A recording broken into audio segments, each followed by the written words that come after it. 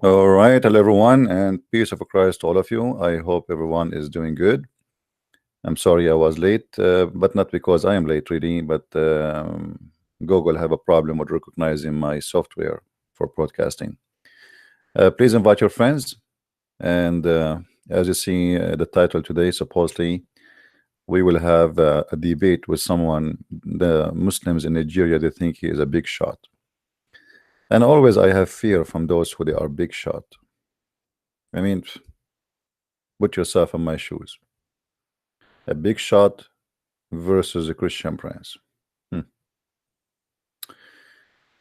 Uh, Before we start today, I want to share my condolence to the Muslims about the attack happened by the cockroaches uh, to the Kaaba.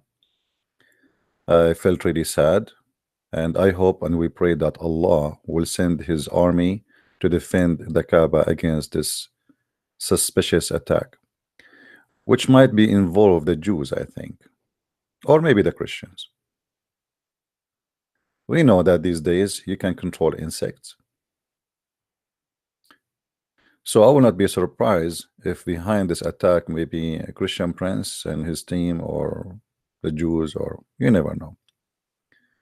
Anyway, it's a holy ground, and I think Allah will defend it. The same He defended the Kaaba when Al-Qurmuti he came and he destroyed the Kaaba and he took the black stone for more than 21 years, and the Muslims have to pay back the man ransom so he will release the black stone, and he gave them small 8 pieces, which means he did not even give them the stone. They claim it is exists there.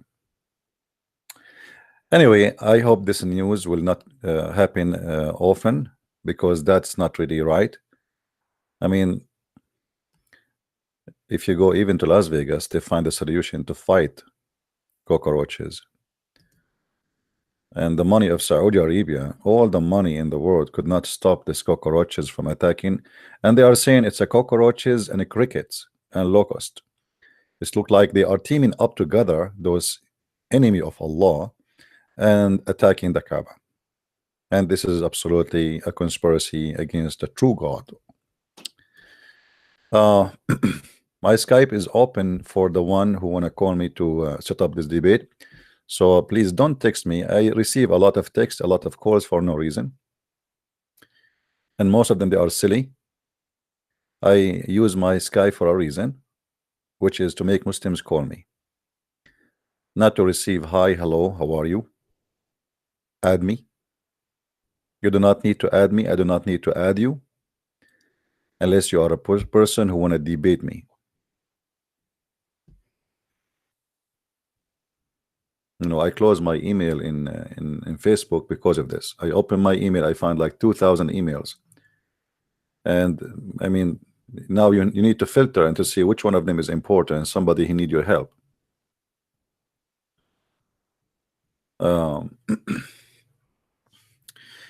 Anyway, so please don't send me text hi, hello, add me, how are you, Christian Prince.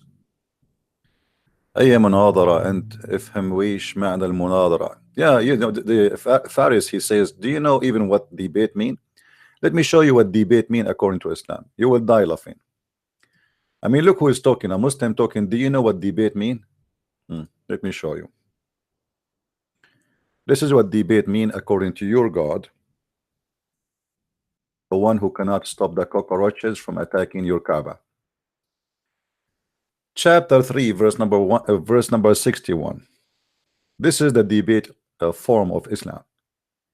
And this debate form proving to us that Muhammad is nothing but a false prophet, and you Muslims will never be able to debate anyone. According to Muhammad, according to his God, sorry, not Muhammad. Muhammad is just a servant of Allah, and he say what Allah said to him, as you know. So according to Allah, he said, if somebody came to you to debate you about what? This is the verse about Jesus, by the way. Do this. Tell them, Bring your females, I bring my females, I bring your children, I bring my children, bring your goat, I bring my goat, bring your Lamborghini, and bring my Jaguar. Bring your camel, I bring my camel, bring your goat, I bring my goat, bring your kids, I bring my kids, bring your neighbor, I bring my neighbor, and let us invoke Allah to curse the one is lying. Have you ever heard of hilarious debate like this? So this is how Islamic debate work. After you invite all the neighborhood and your wives, and by the way, the funny here, he is challenging them to bring their wives, and those are bishops. They don't have wives. Those are Christian monks. They don't marry. So bring your wives, I bring my wives, bring your children, bring my children, what children, what wives? They want to debate you about Jesus. What about what invoke Allah to curse? They don't even believe in Allah. And now this is what we do. I give the microphone to Mimi, Muhammad Hijab. Mimi, he hold the mic. He said, show me, answer me, silence me.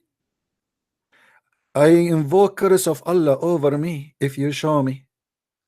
Okay, now the time is like for Christian Prince. Christian Prince, he take the mic, he says, I will show you, I will silence you, and I will bring the curse of Allah over you.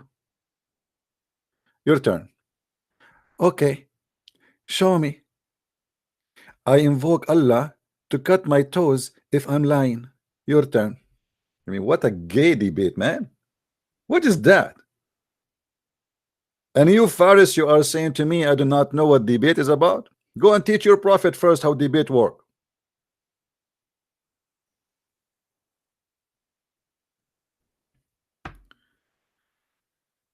Now, let us hope that this Abdul today, the guy from Nigeria, he will do it. Unbelievable. Actually, I was thinking not to come today, appear online, because I'm scared.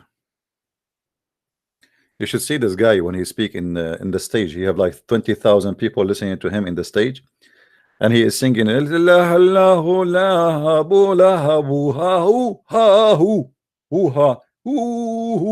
Okay, and Allah knows best what he is saying.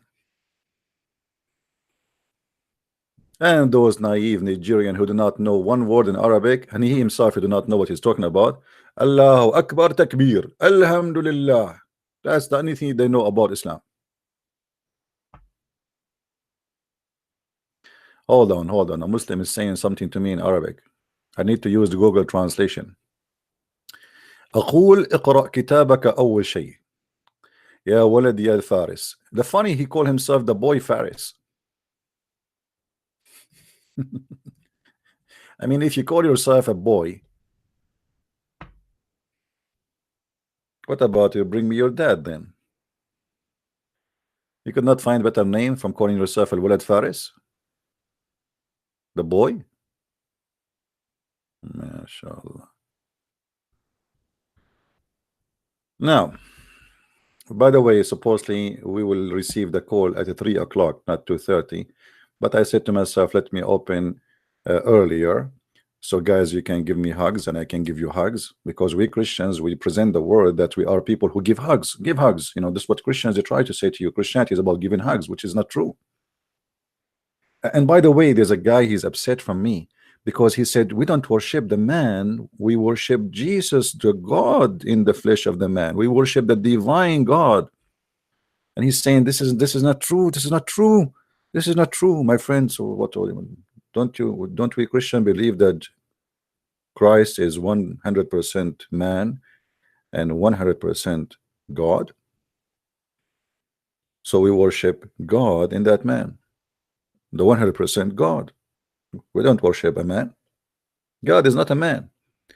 God, he become a man. So there's many silly people to try to think, and instead of squeezing or scratching their head, they scratch their eye.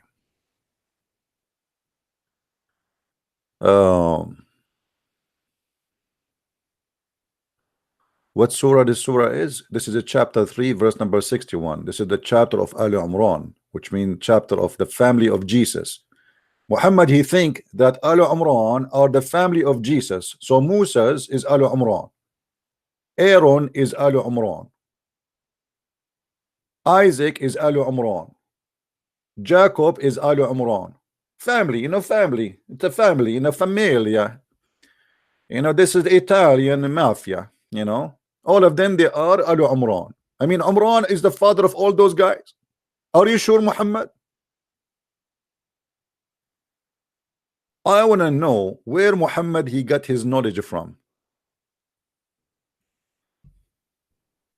So according to Muhammad, Moses was a bambino from the family of Omran. Aaron was from the family of Omran. Mary was from the family of Omran. Jesus from the family of Omran. I mean, what's wrong with you, Muhammad? All of those, they have a father, his name is Omran. Are you sure? Are you sure?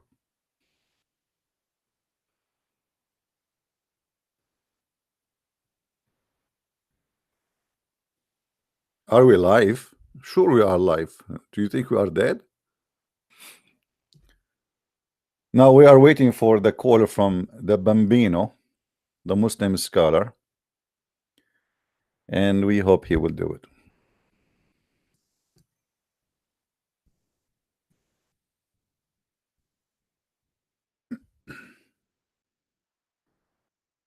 Invite your friends, please.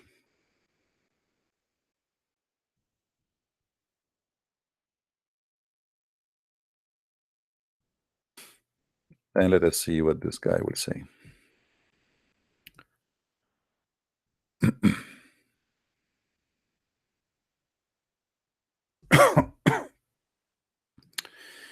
Always I try to speak to Muslims in a logic, but the Muslims, they have their own logic,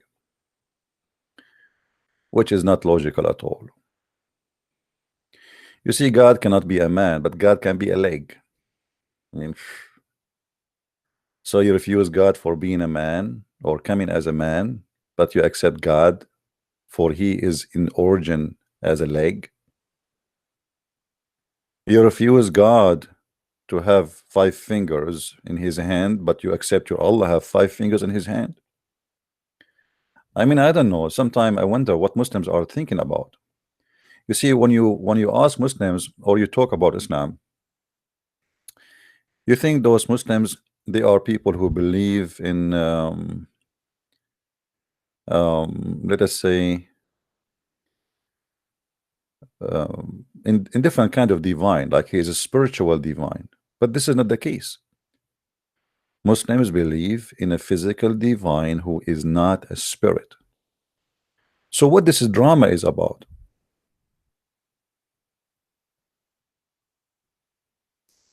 Your God is a physical being, and this is how his origin is not how he became or become. This is how he is.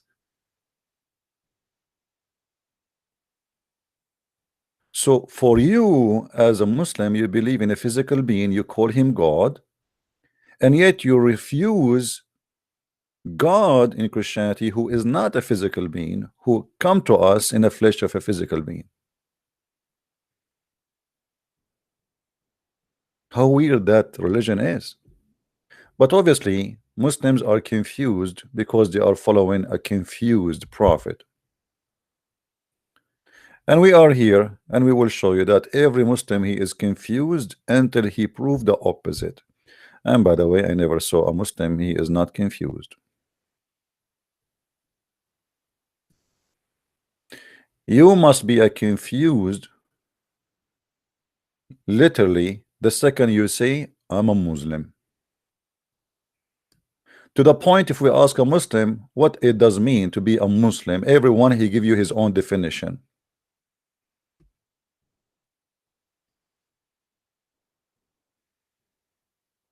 Are you aware? No, Christian Prince is not aware. I mean, look at James here. He's saying to me something I just learned from you, James. CP, are you aware of Dabba, the beast of the earth? No, I just learned that from you. Thank you, James, for telling me. James, where you been, man? I was waiting for somebody to tell me about this for a long time, my friend. We are waiting for the call so we can start the debate with our friend from Nigeria?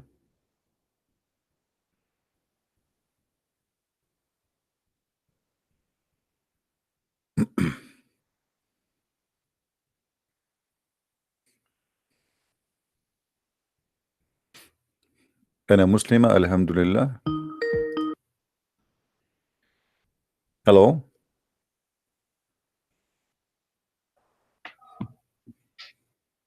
أنا مسلمة الحمد لله. Hello. Hello, Christian Bridge. Mute you too, please. How are you? Okay. Hold on, please. Let me call him, and I'll connect you to him. All right.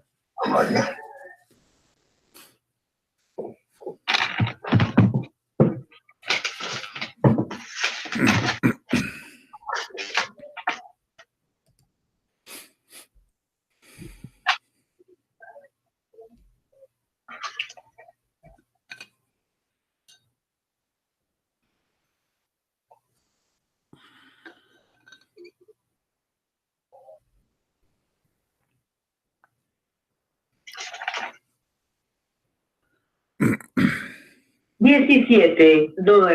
$17.60. Okay, guys, he's trying to contact this sheikh so we can have a nice conversation with him.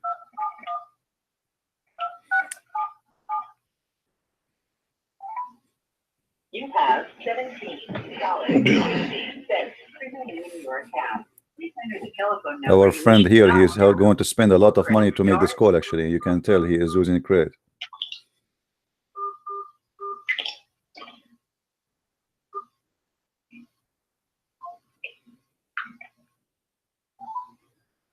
You have $17.60 remaining in your account. Please enter the telephone number you wish to dial now or press.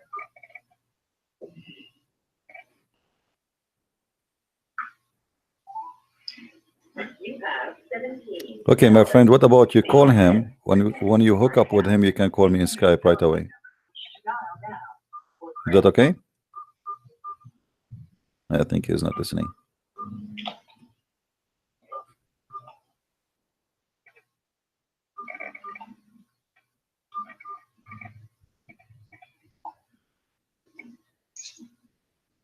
You have 3 hours, 45 minutes remaining for this call. Thank you for using Boss Revolution.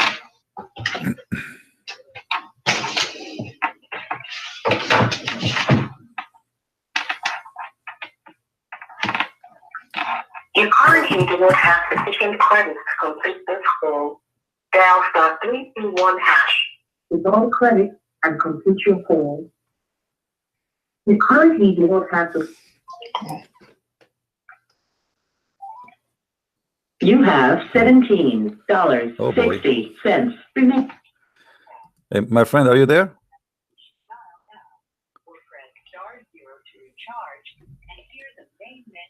Okay, I will hang up on you. Call me when you are ready.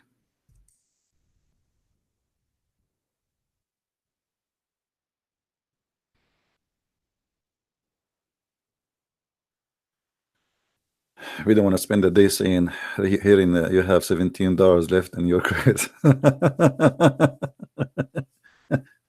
This is exactly how the Muslims, they pray to Allah. Each time you pray to Allah, Allah, he adds some to your credit, my friend. And then you might lose your credit if you have a dog in your house. I mean, this is really disgusting. Why you want to destroy your credit, which Allah he put in your account after praying for a long time, and now you want to buy a puppy and put him in your house, and will make you lose the credit? Come on. Don't do that.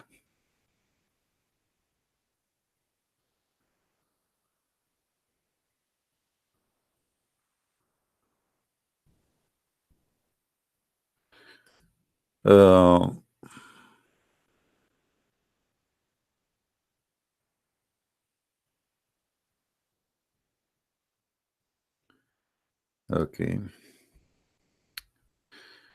Let us see.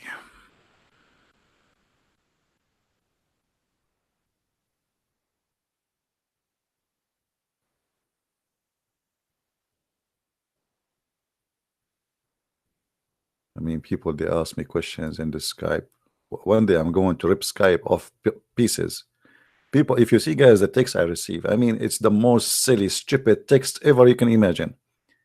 I am not sure what people eat before they text me.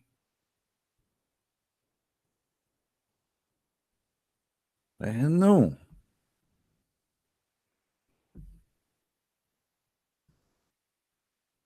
I don't know.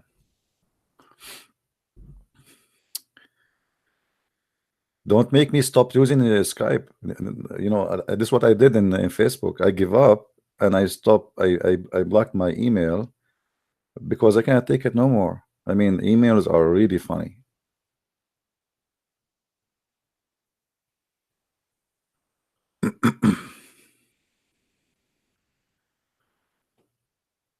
We are just waiting for the Abdul to contact with him, and may Allah he protect him and give him all the wisdom, because he need a lot of wisdom. By the way, Muslims, you have wisdom or wisdom? I don't know. For me, it looked like wiz and dumb. I don't see wisdom. As I remember, your prophet himself, he needed a surgery to install wisdom in his chest. Is that correct? How many of you had this surgery until now? No, not dumb, not dumb. Wisdom. I think my accent is not because I'm Scottish. That's why you guys don't understand my accent. I mean, you go to England, people in England don't speak English, by the way. We are the Arab. We are the one who made English. Shakespeare, he was a Shakespeare. You know that, right? We are the one. We are the one who made English. We are the one who made Latin. We are the one who made the French. You know, like even pizza. You know, we are the one who made pizza.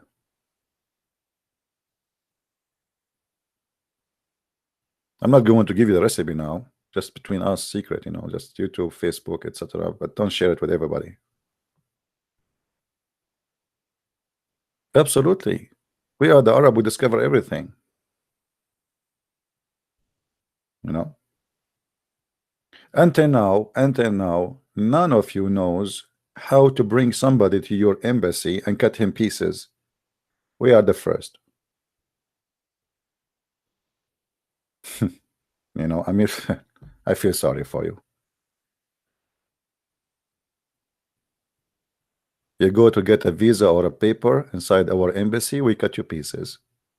And then we send you like, you know, we make you cans and we put you in tuna.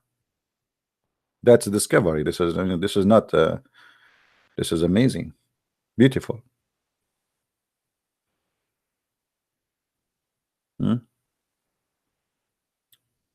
We are waiting for the caller from the Sheikh from well, we have only 858 people here. Okay, if we bring you a belly dancer and she is going to teach you how to do belly dancing and she wear a short skirt, you will see how big the number will be. There's a program I downloaded, I forgot the name. I really forgot the name. And I said to myself, maybe I can use it to link my podcast, but it doesn't work because it's a phone and you have to open the camera. And I look at the broadcast, which have a huge viewers, you know, 3,000 people watching live, 4,000 people, and you will see a woman, she is trying her jeans. She bought a new jeans and she's trying her new jeans, and she have like 3,000-4,000 people watching. Should I try new jeans? All right. Hello? That your now lecture for tonight. I'm here to download with interested point.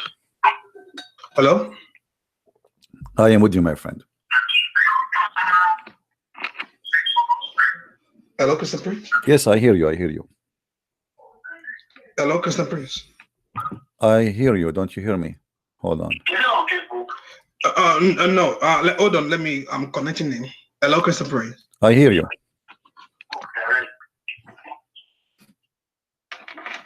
I'm here. Hello.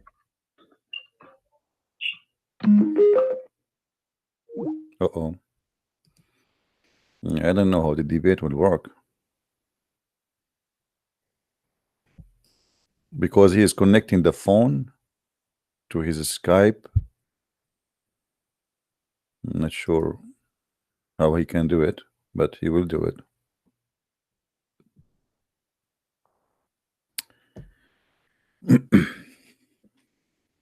Now you know those men who do business in Africa, in Philippines, and they claim to be scholars. You will notice immediately that they know nothing about their cult.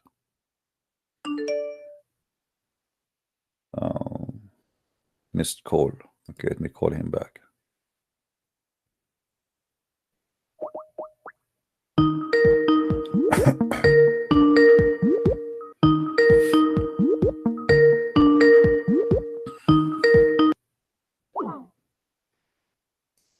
Oh boy. He's calling from different number now. I'm not sure.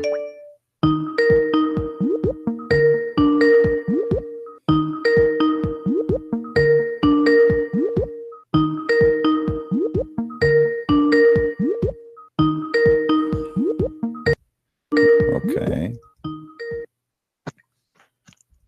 Hello? Yes, my friend. Do you hear me now? Yeah, I can hear you. All right. So are you connected with him or not yet?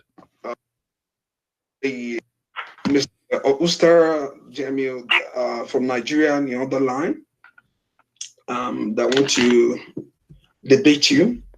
And this Christopher, can you hear me, Mr. Ustaz? Can you hear me, sir? Mr. Jamiu, can you hear me? Yeah, I can hear you. Okay. Christian Prince, I said that I will bring you in to debate with him on Quran. So now you can both talk because you told me to bring my senior pastor. So I have it here today. So you can debate. Now, Christian Prince, this is the Mr. Ustaz from Nigeria, and that's Christian Prince right there. All right, Mr. Usa. Do you hear me, Mr. Usa? Hello. Do you hear me, Mr. Usa? Hello, Christian Prince. Hello. Yes, he can hear you. How are you doing, hear Mr. Usa? Assalamu alaikum. So, Mr. Usa, I've been told that you are a person who is a scholar in Islam, but I want to ask you as a start, when you say to me, Assalamu alaikum, that means peace be upon you. Is that correct? Yeah. So why the angel Jibreel, when he came to Muhammad, did not say to him, peace be upon you? Wait. I said Alayka Islam. I did not understand. What? That was you. Why the angel Jibreel, when he came to Muhammad, did not say to him, peace to you? Assalamu alaikum. Hello.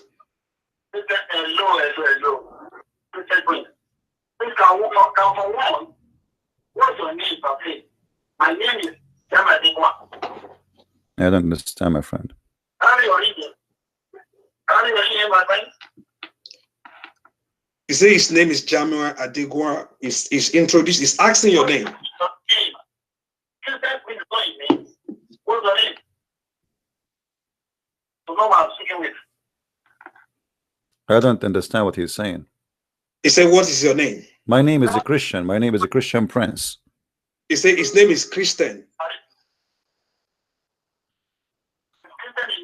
Did he hear Yes. my question? Why the angel Jibreel, when he came to Muhammad, did not say to him, Assalamu alaikum?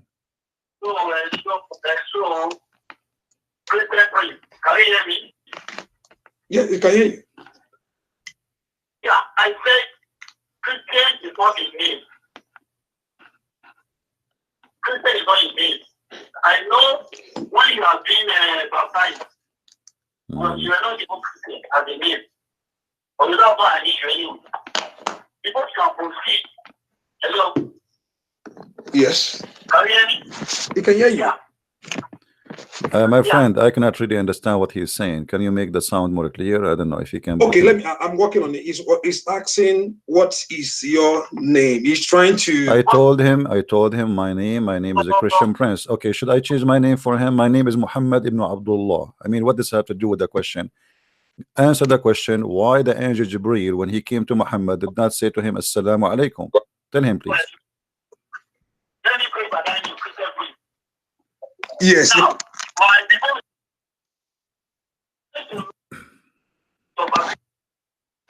Because for one, you should have double eye. You must have understood very well your Bible. Am I correct? Ask him, my friend, ask him, do he have a Skype? Do your friend have a Skype so we can call him in Skype? Okay. He said, do you have a Skype? No, I don't. Okay, he said no. He can download the Skype. It take 2 minutes because the sound is not clear, so we can understand each other. No,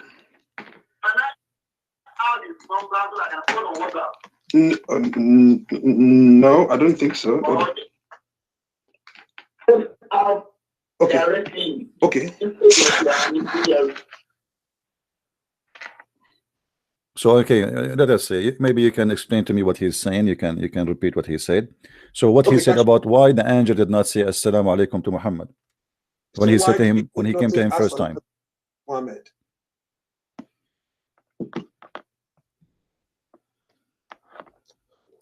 Let's get this.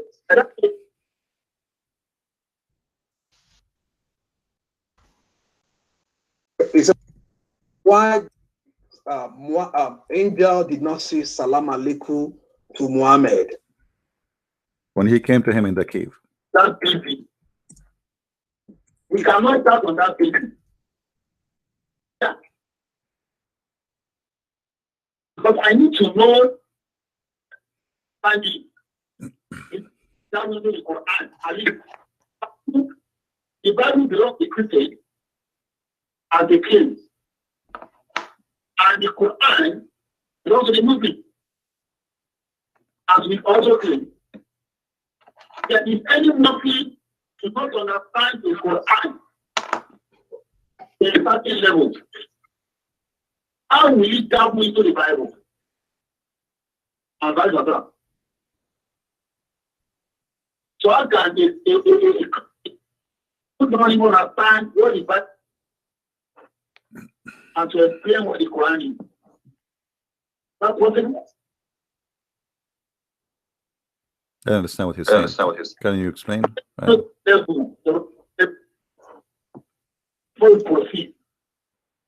Say before you dabble into Quran, I think you need to know what the Bible says. Is that what you are saying? Is that what you're saying? No, I'm not. I'm just asking a very simple question. Why the angel Jibreel did not say Assalamu alaikum to Muhammad when this is supposedly the greeting of Islam? Muhammad is a Muslim. He is a prophet of Islam. The angel came to him, but he did not say to him Assalamu alaikum. The question, why the angel did not say the greeting of Islam to Muhammad?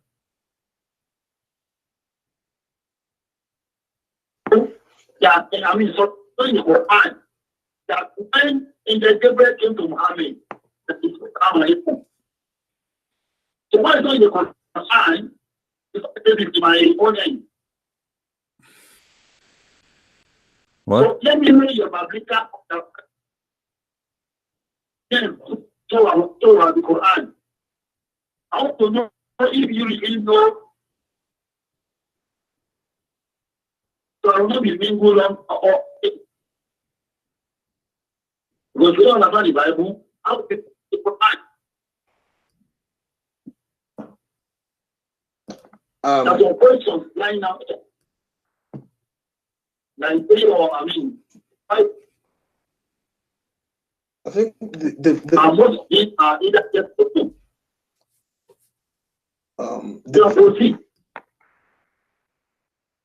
volume is not really clear. Do you hear him?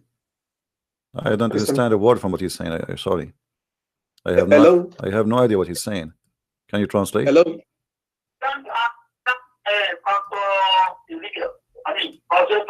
Can't add his number him direct. I don't have his number. I don't have his number. So you can. I don't have his number. So can you hear him now? Or he told you to download Skype. You can download Skype. I download Skype on my laptop, and Nigeria signal is not that good.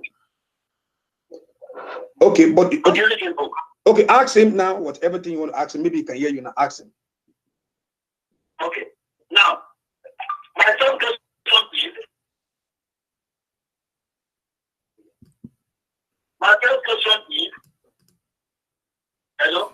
Yeah, he's hearing you. He's hearing you. Is God, G-O-D, your creator?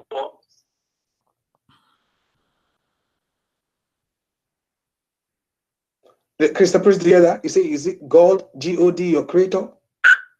Why he's not answering about what I said? I mean, why he is switching? We just ask him a very simple question. Why the angel did not say assalamu alaikum to Muhammad when he met him? If this is an angel of God, why he did not say to him assalamu alaikum? Do he understand my question? What is, do you believe in God is he created? For sure, I am a Christian, I am not an atheist. So what does have to do with the question? So let us make it simple, my friend. You are trying to avoid my question. Why the angel, when he came to Muhammad, did not say to him assalamu alaikum? Very simple question. Please go ahead and answer. And that's your time. I said, show me in the Quran. Not that if when the agent came to Muhammad and the Lord said assalamu alaikum, show me in the Quran. Okay, you show me in the Quran he said assalamu alaikum. Show me in the Quran that he said assalamu alaikum, because if it doesn't show in the Quran, you just answer yourself. If the Quran does not say that the angel said to him assalamu alaikum, it's mean he did not say assalamu alaikum. You just prove yourself wrong. Show me in the Quran. Show me in the Quran where the angel he said to Muhammad assalamu alaikum. Right. Show me the Quran. It's not there. It's you who should show me. I'm asking you why the angel did not say assalamu alaikum. Show me, if you believe in the Quran, show me in the Quran where the angel said to Muhammad assalamu alaikum when he came to him in the cave. No. I don't know. Don't waste time. People are here against me the word. I just know. What? Translate, please. He said he don't know that where the angel said to Muhammad salam alaikum, that he said he don't know. He don't know. So he do not know why he did not say assalamu alaikum, correct? Yes, he said that. Okay. Well, if an angel is from God, then he should speak with God a greeting, because this is God a greeting. So if Jibreel did not say assalamu alaikum, when the angel came to Mary, he said to her assalamu alayki ya Maryam. He said to her salam to you Mary, shalom to you Mary. And this is because he is the angel of God. When Muhammad he have an angel, he did not say assalamu alaikum because he is not the angel who bring peace from God. For simply he is not an angel of God, he is Satan himself. So,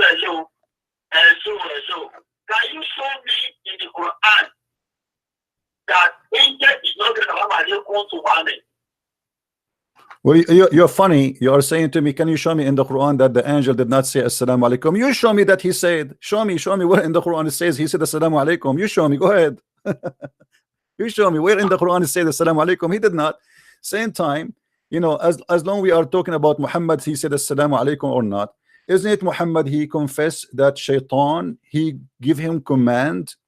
He said that shaitan he gave me command. And here is, we hear that Muhammad saying it clearly that he is a person who take command not from God but from shaitan. I'm lying.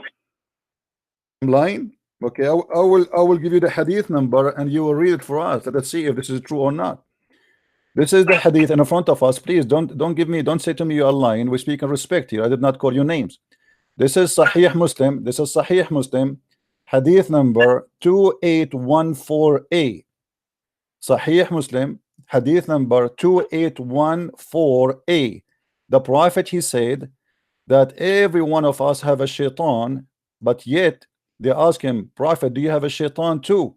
He said, yes, but Allah helped me against him, and so I am safe from his hand, and he does not command me but for good.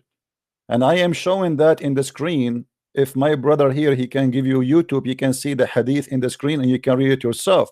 So your prophet, he agree that he received command from the devil, and that explain why the devil, when he came to him, he did not say to him assalamu alaikum, for he is Satan. Yeah. Now, Okay. are you sure you're not an hypocrite? I'm not hearing my voice from your idea. I'm listening to your live program on YouTube now. Well, are you holding my voice? Can you tell me what he said? I don't understand.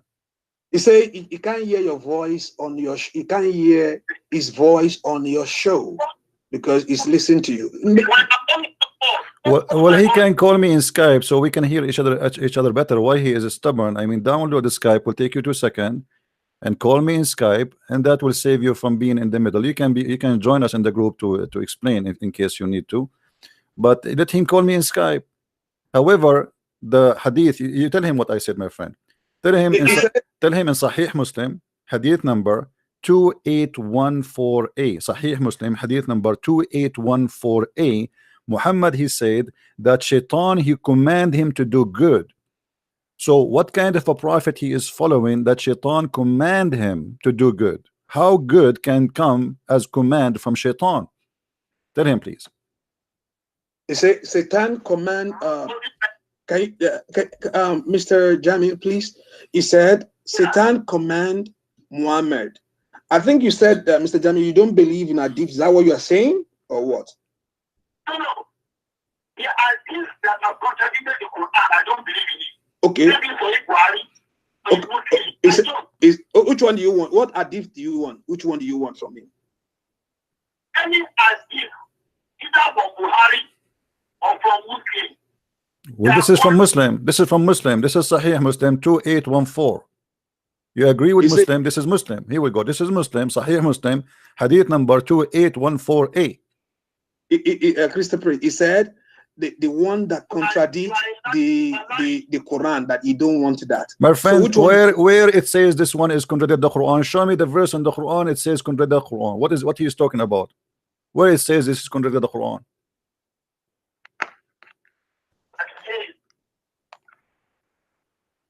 It says show him where he contradicts Quran. There is nowhere in the Quran, right? When angel came to Muhammad and said salam alaikum. Are you relying on that? He's getting angry. About the book of Muhammad or the book of what do we call? I will make a sandwich and come back. Hold on.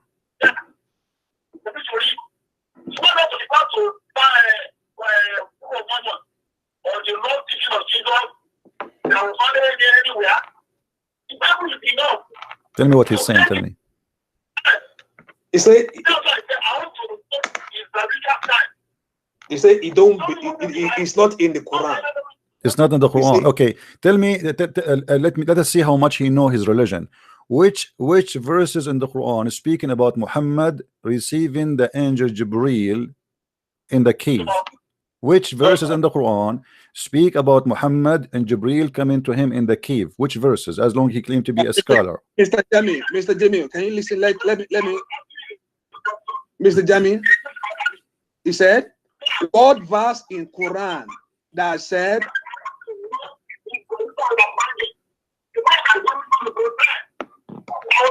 I bet you he do not know.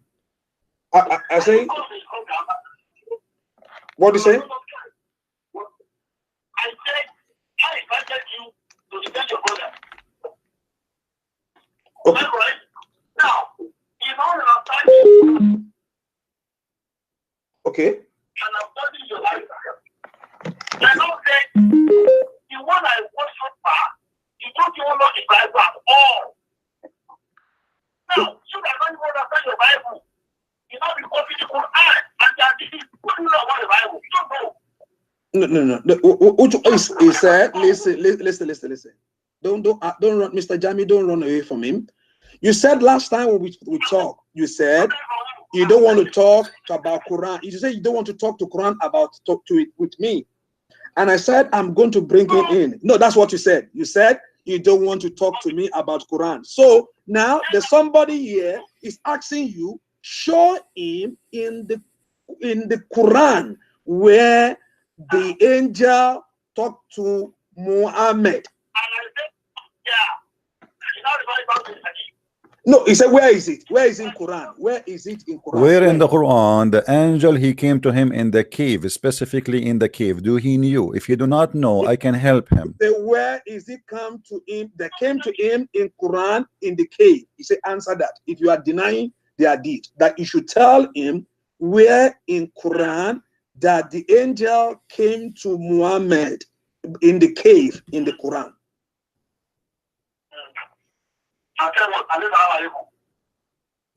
I don't know what you say, but answer him.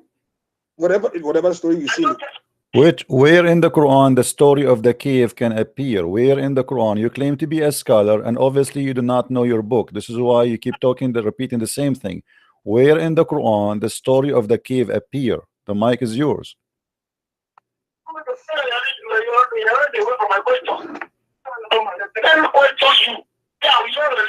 I'll know how to speak with you. I'll not be saying what you say. I'll not be entirely. You know I know.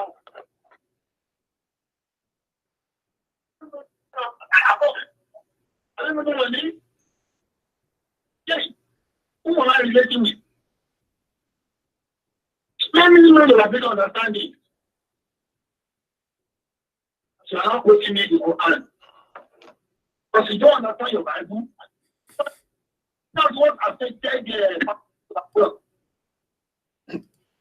why are you trying to avoid what is asking you? Is there anything? This is the word of God. You want to defend your true word of God. Answer him. If it's true, answer him. My friend, let's make it simple. I'm asking you just a very simple question. Where in the Quran the verse is speaking about Muhammad receiving Quran in the cave? Do you know? Either you say I know or you say I do not know. Please. There's no need for this drama. Which verses in the Quran, which chapter, which verses speaking about the angel coming to Muhammad in the cave? Very simple. I'm not accusing you of anything. I'm not fighting with you. I'm trying to learn from you. You are the scholar, my friend. You are the one who wear a suit, go in the stage, speak to 10,000 people, Nigerian, trying to say to them, I am a scholar.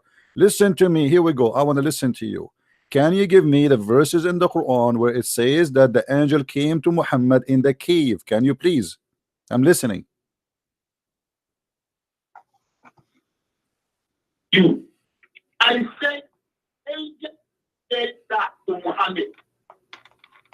And that's not mean that angel is angel of evil. It's not. I want to know your acting. That's not the only thing. To the level. To the level, and I will become with you. Let us make it short. Do he knew or he do not know? I mean, what is this talk is about? Do he knew? He said, do you know or not? Simple. He said, do you know? It's whether yes or no.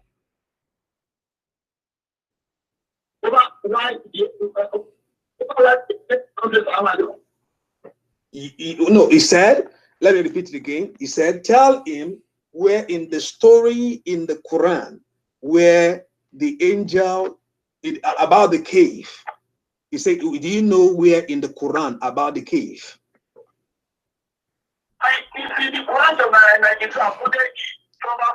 Where? He said Quran 90. You hear that? Christian, he said Quran 96. He says Quran chapter 96, right? He said Quran chapter 96. Yeah, he said Quran chapter 96. Okay, Quran chapter 96. Tell us what it says there. I did not see what he's talking about. Quran chapter 96. Where in 96? He said where in 96? Where it says that in 96? That is the most funny answer ever I heard all my life. verse 1. Where the story that he came to him in the cave. I'm not asking.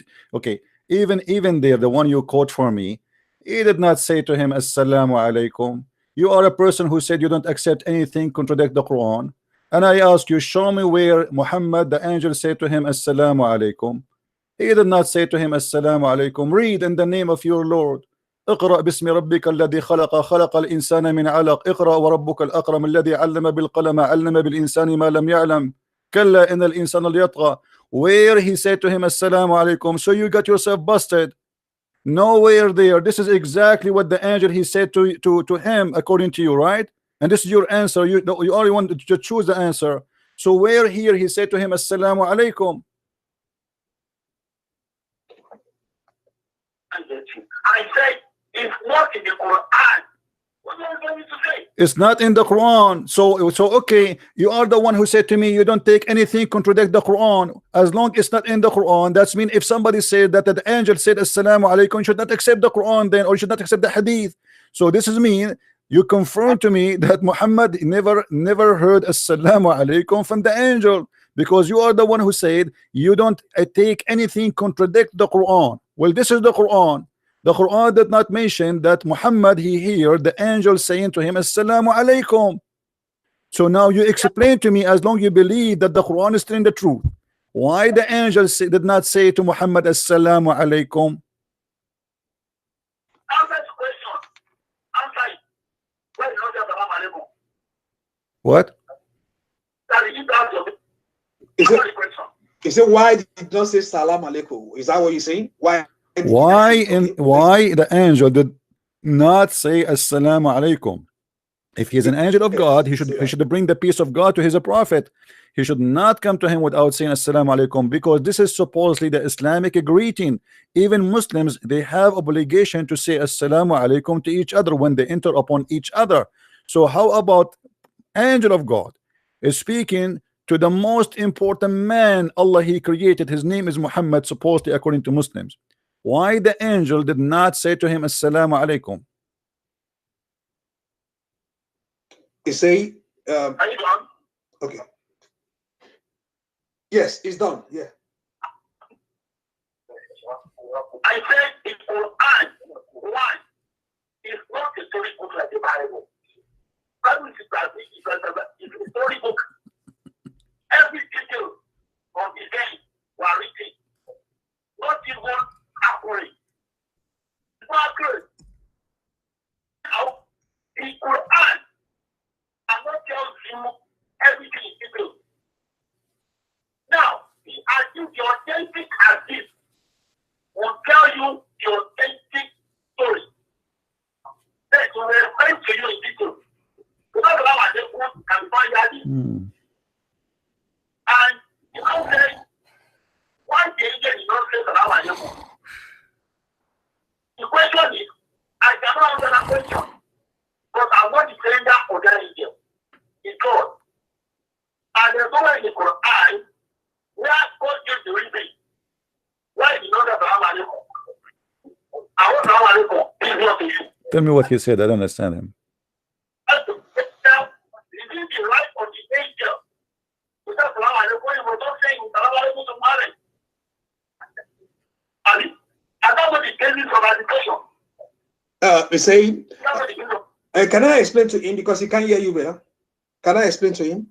He said, the reason is that I don't know whether he's still talking. So he says the reason that they did not say salam alaikum, that the Bible, the Quran is not a detail like the Bible, that we have all this story in detail. That's why I did not say salam alaikum to you. That is very funny. That's very funny, because if you claim that the Bible is detailed and the Quran is not detailed, that's mean you Muslims, you drop some of the story out of the story. What you are saying now is very dangerous. You just said that look like he said assalamu alaikum, but it does not show up in the Quran. So you Muslims, you corrupted your Quran and you took off assalamu alaikum off. Why you are not putting what the angel says as it is? If he said assalamu alaikum, who gave you the right to take it off? You just accuse your book to be a corrupt book. Secondly, the details we can find it in the hadith. The hadith still does not say he said to him assalamu alaikum. He came to Muhammad and he started squeezing him 3 times. Now, as long you are in this ability to answer and you have no idea except saying the Bible is book of details, the Quran is a book of like it's a magazine. There's no details there. Thank you very much for saying that. And this is why we cannot call the Quran a book, but we can call the Bible a book, because a book is the one who give us details. A magazine is the one who give us short stories. Thank you for saying that. Now let me ask you, when the angel came to your prophet, if he is an angel of God, why he was squeezing him, forcing him to read? Why he did that? Do you know why he squeezed him 3 times? Now, the angel never strangled Muhammad. One, it's not in the Quran that the angel family. Two, the angel never said the Quran that read. And Muhammad said, I cannot read. Because the Quran, the Muhammad I cannot read. The one with the angel there, Quran chapter 96. Verse 1, he said, proclaim that read the name of the Lord, of your Lord and the Creator who created man out of the physical. Proclaim, read, and that your Lord is most bounty, who fought the pain and taught man which he knew not. So, Quran has never said to Muhammad, I mean, angel just a read. And he was quoting what God said. He has never told somebody, and Muhammad never said, I cannot read. So, this is the Quran for you. He said, it was God that taught man what he knew not. The Quran is the word of God. You cannot see Muhammad say, yeah, it's not like the Bible. It's not like the Bible. I said the Quran is not a story book. Why is not detailed? Quran is the most authentic book on earth. The Bible, that's why I want to know your superficial level. The Bible is not of God. It's a book of evil. We call it Telegada in Nigeria. God is book. Translate, please, or tell me what he said. What he said? He said Quran. He said the Bible is not the word of God. And I mean that he's saying that the Quran is better than the Bible. That's what he's saying. Okay.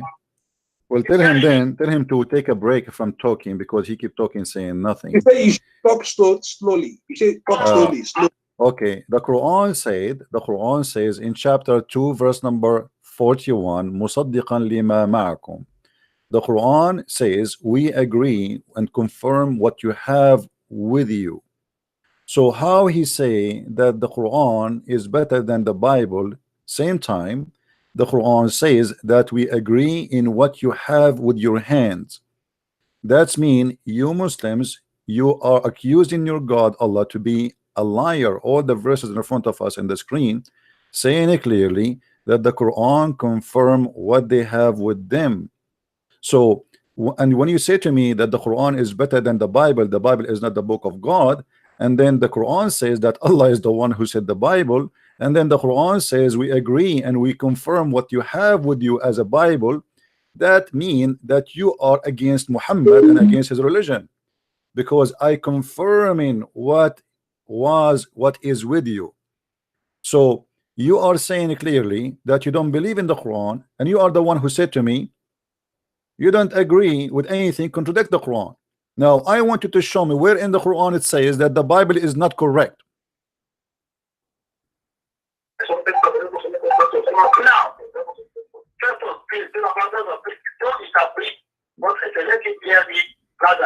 Okay, talk slowly. We can hear you. Talk slowly. He can hear you. Okay. Now, he said the Quran confirms the authenticity of the Bible. And because Quran has never mentioned Bible. You see, there's one problem with the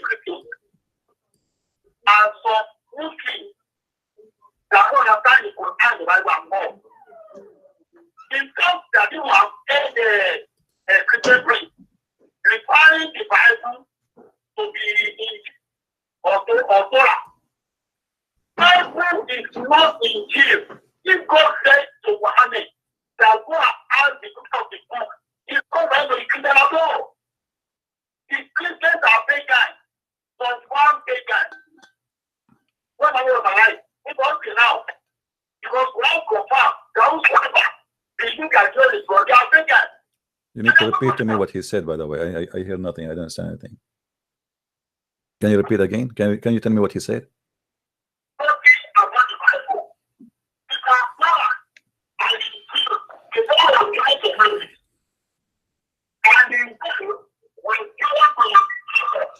Mr. Jamiu, please, your voice, you are listening to the YouTube.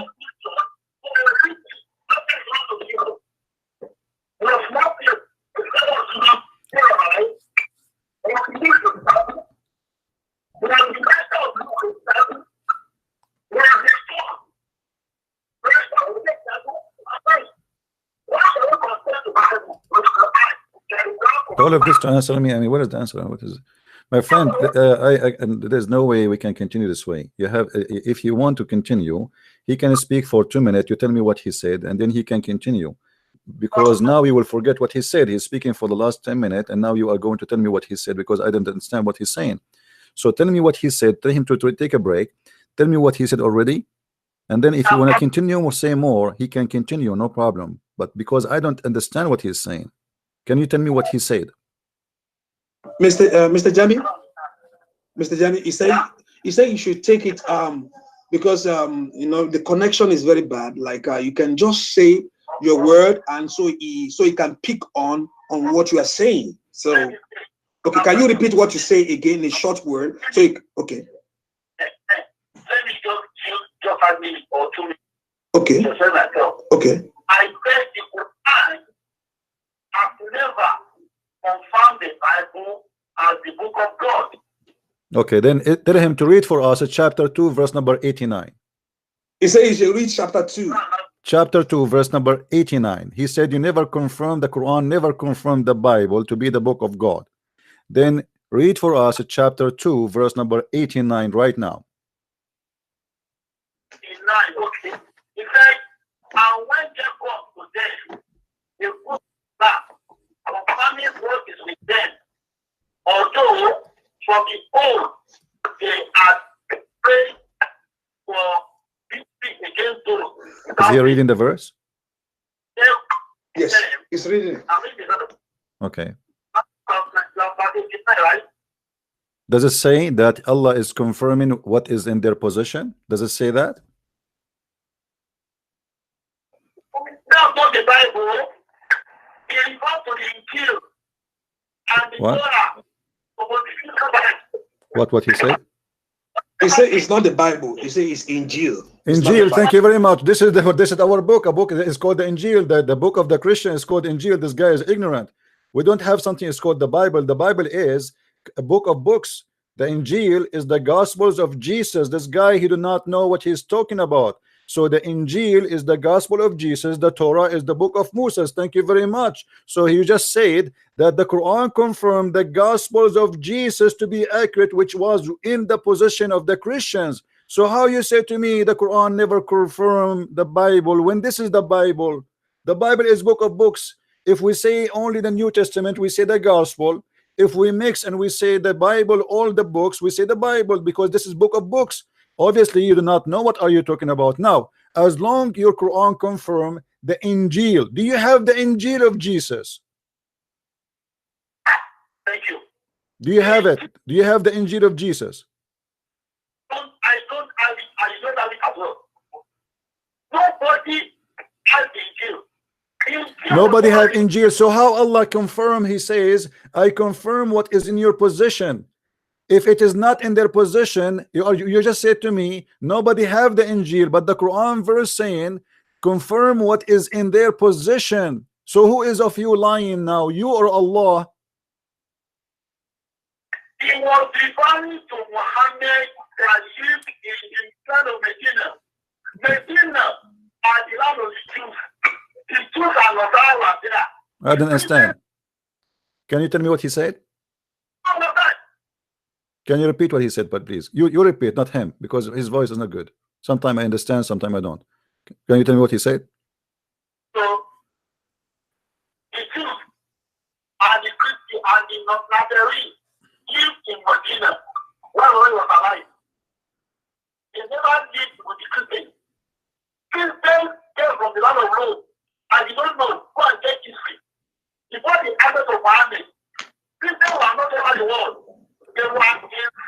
Can you tell me what he's saying?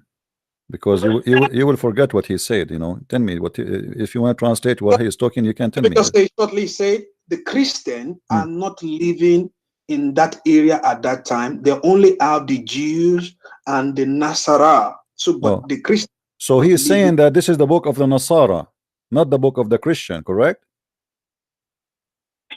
Yeah. Okay, thank you very much. That's mean your God, he do not know any Christian except the Nasara.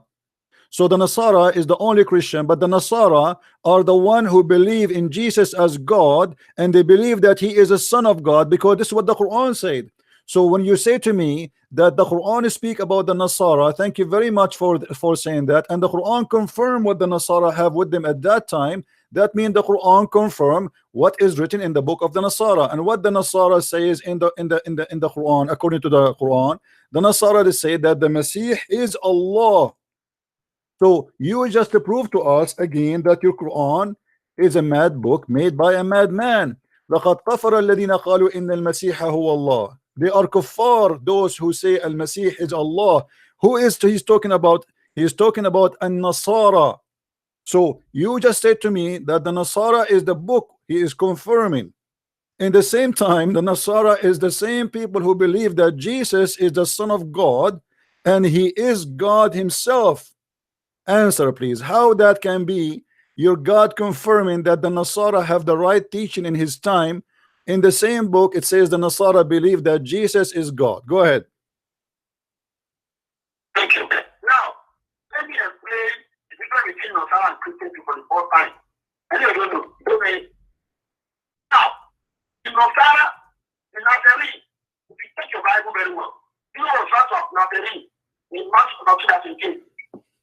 He was called Nazarene because he came from the land of Nazareth, or the city where he was born, under Judah, the city. Now, the reason why people do make that mistake, even some Islamic scholars do make that mistake, and you, even the Quran and Bible here, interpreting the same thing as the belief. And it is wrong. Because in the Quran, in Nasara, and the Christian have some faith in common. One, Nasara believe in Godship of Jesus. Nasara believe in sonship of Jesus and in Trinity. That's what they are in common. Nasara never believe. Tell me what he's saying, please, because he's talking too much. I don't understand. Say, can you tell me what he said until now? He can take a break and tell me what he said. When you are talking, I understand you. No, I want you to repeat what you say, what he said, because I don't understand what you are saying. The voice is not good. Can you tell me, please, what he said? You, not the ustaz. You tell me what he said, please. Okay. What he said? Okay, he said Nasara are not. He said Nasara are not. You want me to talk? You want to talk, sir? Nasara are not what? Okay. Okay, so explain to him in the short word so he can understand. Okay. Nasara is different from Christian. They are different from Christian. Okay. Yeah, they are different. Okay, so the Quran. So let us make it simple, my friend. Let us not to talk too much, say nothing. Are you saying that the Nasara are good believers and they will go to heaven? They are the good ones, and their book is correct. Do you agree? No. So what the point of saying to me, here we go, it doesn't matter then, because the Quran confirming what they have with them. The Quran in chapter 2 verse, we go back to 0 now. What's wrong with you? The Quran chapter 2 verse number 89 says, I confirm what is in their position. Position of who? You said the Nasara. Thank you very much. And now you are saying the Nasara are not a true Christian. Thank you very much. So now how the Quran confirm what is with them if they are not true Christians?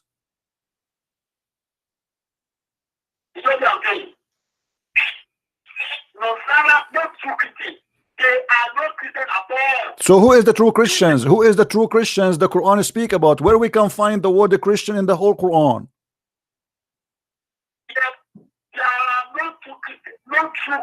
Where is the true Christian in the Quran? Who are they, the true Christian in the Quran? Can you show me what the Quran called the true Christian? What is the name the Quran called for the true Christian? Please, can you show me?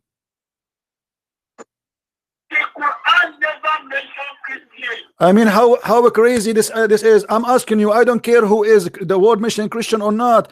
The true followers of Jesus, who the Quran saying, I confirm what you have with you. Those Christians here, the Quran speak about in chapter 2, verse number 89. Those Christians, what we call them, I don't care. You call them, you can call them a Christian, you can call them Hindu, you can call them apples, you can call them whatever. But who are they, those Christians who have the Bible with them at that time, which the Quran confirmed that this is the true Bible? Can you give me the name of the group? I said there is nowhere in the Quran ever. What? What he said? What he said? Tell me what he said. What he said?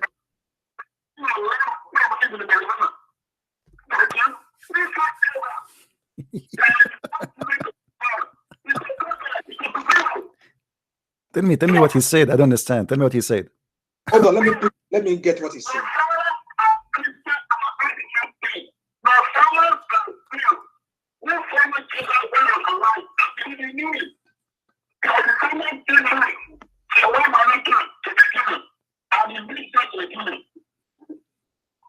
What he said? Tell me what he said, please. Mr. Jamiu, Mr. Jamiu. Yeah. Do you know that your mic in your mouth, can you use the phone directly without the mic? Is it going to work? Maybe it's going to clear better. It can. I can hear you, but I don't know because I'm connecting the phone together. Maybe I don't know. Can you tell me what he said? Can you tell me what he just said in the last 5 minutes? Okay, what do you say that? Is it now you are saying Nazara are not Christian? Is that what you're saying, right? They are not Christian. He said Nasara are not Christian. So who are they? Who are they, the Christians? For the sake of Allah, my friend, tell us, who are they, the Christians? Who are they, the followers of Jesus? The Quran here is chapter. Let us make it simple. Chapter 2, verse number 89. It says, "I confirm the book you have with you." The verse here speaking to who? With you who? Who is the one who have the book? What is the name of the group? I told you the group are the Jews and the Nasara. This ayah came down to Muhammad. It went to talking in Makkah because Muhammad meant the Jews.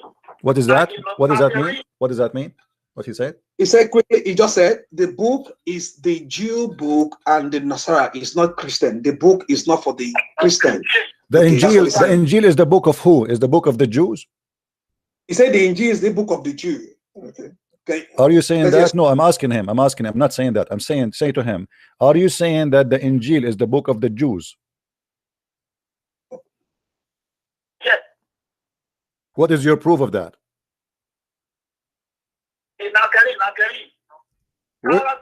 What is the verse saying that this is the book of the Jews? Thank you. Where? Just let me show you that you are ignorant and you do not know your book. If we go to chapter 2, verse 113, it says that the Jews, they say the Nasara have nothing, and the Nasara, they say the Jews, they have nothing. So how you say to me that the Nasara are Jews when the Quran says that the Jews, they say the Nasara are wrong, and the Nasara, they say the Jews are wrong? Are you sure that you know your book? Are you sure you did read your book before? Obviously you have no idea what are you talking about, because now you just prove to us that Islam is a false religion. Your God himself is calling the Jews Jews, and he called the Nasara Nasara, but yet you just say that the Nasara are Jews. No, he did not say that. Didn't he say that the Nasara are Jews? No, he did not say that. No. You told me that. What he said then? Okay, who is Nasara? Let's go back to zero. Who is the Nasara? Who is Nasara and the Jew? Who is Nasara? Then asking the question over that to correct him about Nasara and Christian. The word Nasara is the prince. Don't give me a speech about where it's coming from. Just tell me who are they? Those Nasara, who are they? Just tell me who are they. Don't give me a speech about where the word Nasara coming from. According to your prophet, the word Nasara is coming from those who they are helpers, the helpers of Jesus.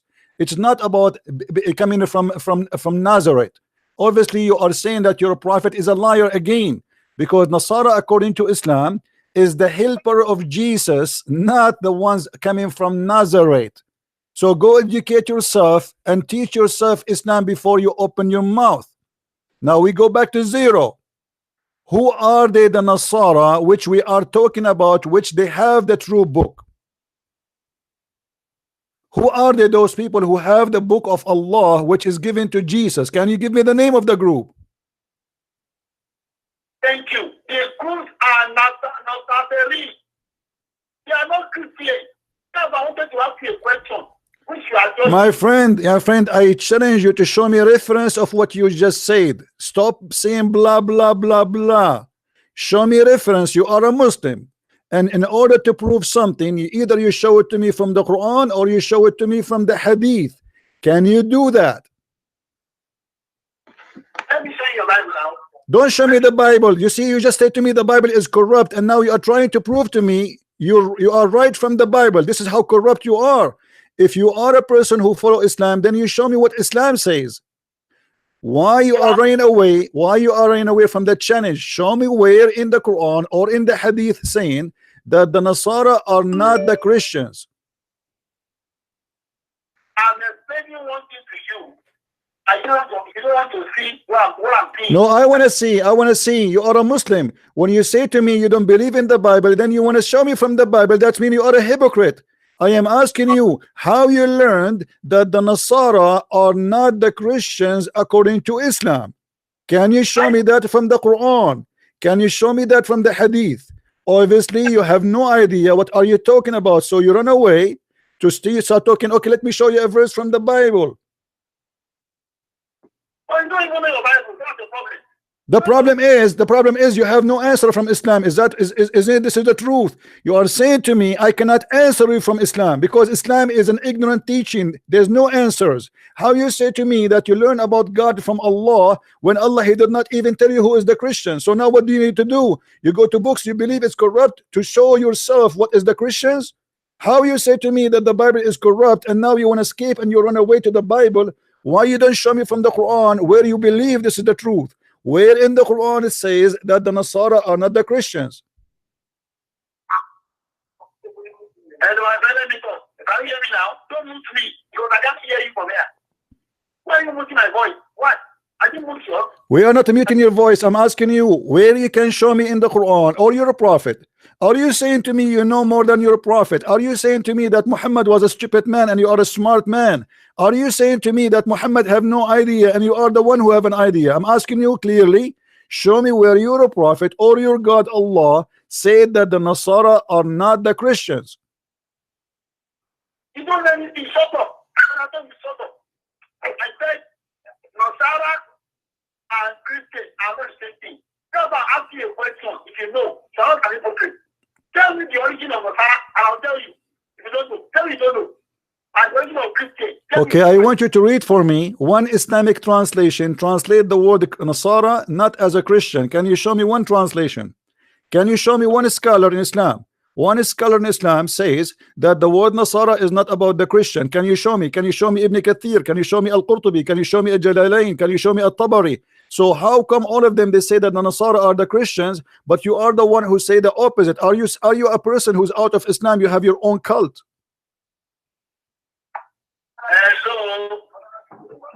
Are you not around that? Now, you mean in your Arabic text, it was written Christian. I'm telling you that Quran verse 2 verse 111 says,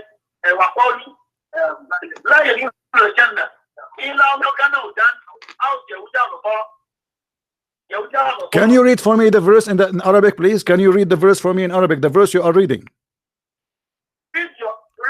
Can you read for me the verse in Arabic? Because you claim to be a scholar, but yet you cannot read the verse in the Quran in the original language. Can you read for me the verse in Arabic, please? The verse you are reading. Go ahead. Quran chapter 2, verse 111. Allah said, Allah said, وَقَالُوا لَنْ يَدْخُلَ الْجَنَّةَ إِلَّا مَوْتًا هُودًا أَوْ نَصَارَى. كده كامونيين كل أصنعكم متصاركين. Now, where is the My friend, let me teach you Arabic. What you gave me, this is not Arabic, this is gibberish. Let me teach you. It says, وقالوا لن يدخل الجنة إلا من كان هودا أو نصارى تلك أمانيهم قل هاتوا برهانكم إن كنتم صادقين. And now you prove to me again that you are a false teacher, because the verse you quote for me says that there's only two people, they are called the people of the book, either the Nasara or the Jews. So now I'm asking you again, the Nasara, if those are the one who believe that Jesus was crucified, the Nasara is the one who believed that Jesus is the Son of God. The Nasara, shut up. The Nasara is the one who says that Jesus is in the cross. The Nasara is the one who believed that Jesus is the Son of God. Now, if those are all the Nasara, who are the Nasara who believe in this? You tell me. Why are you misquoting me? I am asking you, do the Nasara believe that Jesus is God? Yes or no? I said there is nowhere in the Quran where Nasara will refer to as Christian. It was a translator error. Don't play games. Do you have in the Quran any name for other group except the Jews and the Nasara? Do you have any other names? We have two people, they are considered people of the book. One is called Yahud and one is called Nasara. So I'm asking you now again, for the 1,000th time, the Nasara in the Quran, those who believe that Jesus is God, and your Quran says, I confirm what was sent to you. How he confirmed what they have with them, yet the Nasara, they believe that Jesus is God. How he confirmed what they have with them, but yet the Nasara believe that Jesus is the Son of God. How he confirmed what they have with them, and the Christian believe that the Nasara, they believe that Jesus was crucified. So you are fighting yourself and you are going in a cycle because you don't want to answer. I am asking you for the 1,000th time, do the Nasara believe in this? Do the Nasara believe that Jesus is God? They believe that he is Son of God. They believe that he was crucified. Yes or no? Thank you. Nasara believe in the religion of Jesus. It was the Christian confession. They believe in what? They believe in what? Say again, the Nasara believe in what? He was saying, when Jesus was alive, according to your Bible in the Quran, he appeared been sent to your world. What he said? You need to tell me what he said. But saying, oh, you not listening to me, I know. You say you don't understand. You are listening to one another now. An hypocrite. He said, Matthew 24 said, why you don't give me an answer, my friend? Why you are blah blah blah blah blah, talking too much, saying nothing? I'm asking you a very simple question. Is it true that the Nasara believe that Jesus is God and he is a Son of God and he was crucified? Yes or no? I have answered them. Let me repeat myself. The difference between Nasara and Christians are Nasara believe don't give me a speech. No, give me a short answer. Give me a short answer. Is it true that the Nasara believe that Jesus is God and Jesus is the Son of God and Jesus is crucified? Yes or no? I said in your Bible. Stop going to the Bible. Answer me. Is the Nasara are those who believe that Jesus is God? Yes or no?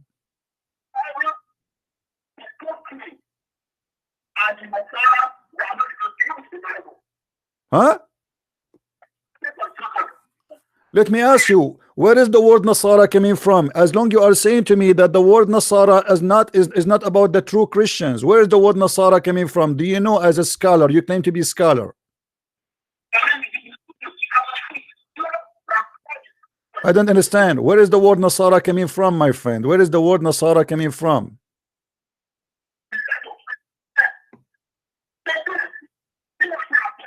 I don't understand. Can you tell me what he's saying?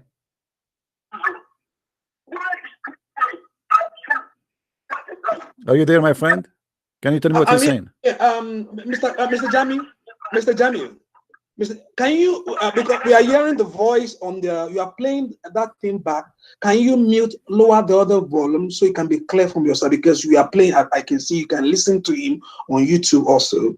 So maybe you can lower that YouTube so you can hear him. So just tell him what you are saying now. Tell him. I said, Yes. from the land of Israel. Came from the land of Israel. Coming from the land of Israel. Okay. Okay. And what is the reference of that? Is that from the Quran or from different book?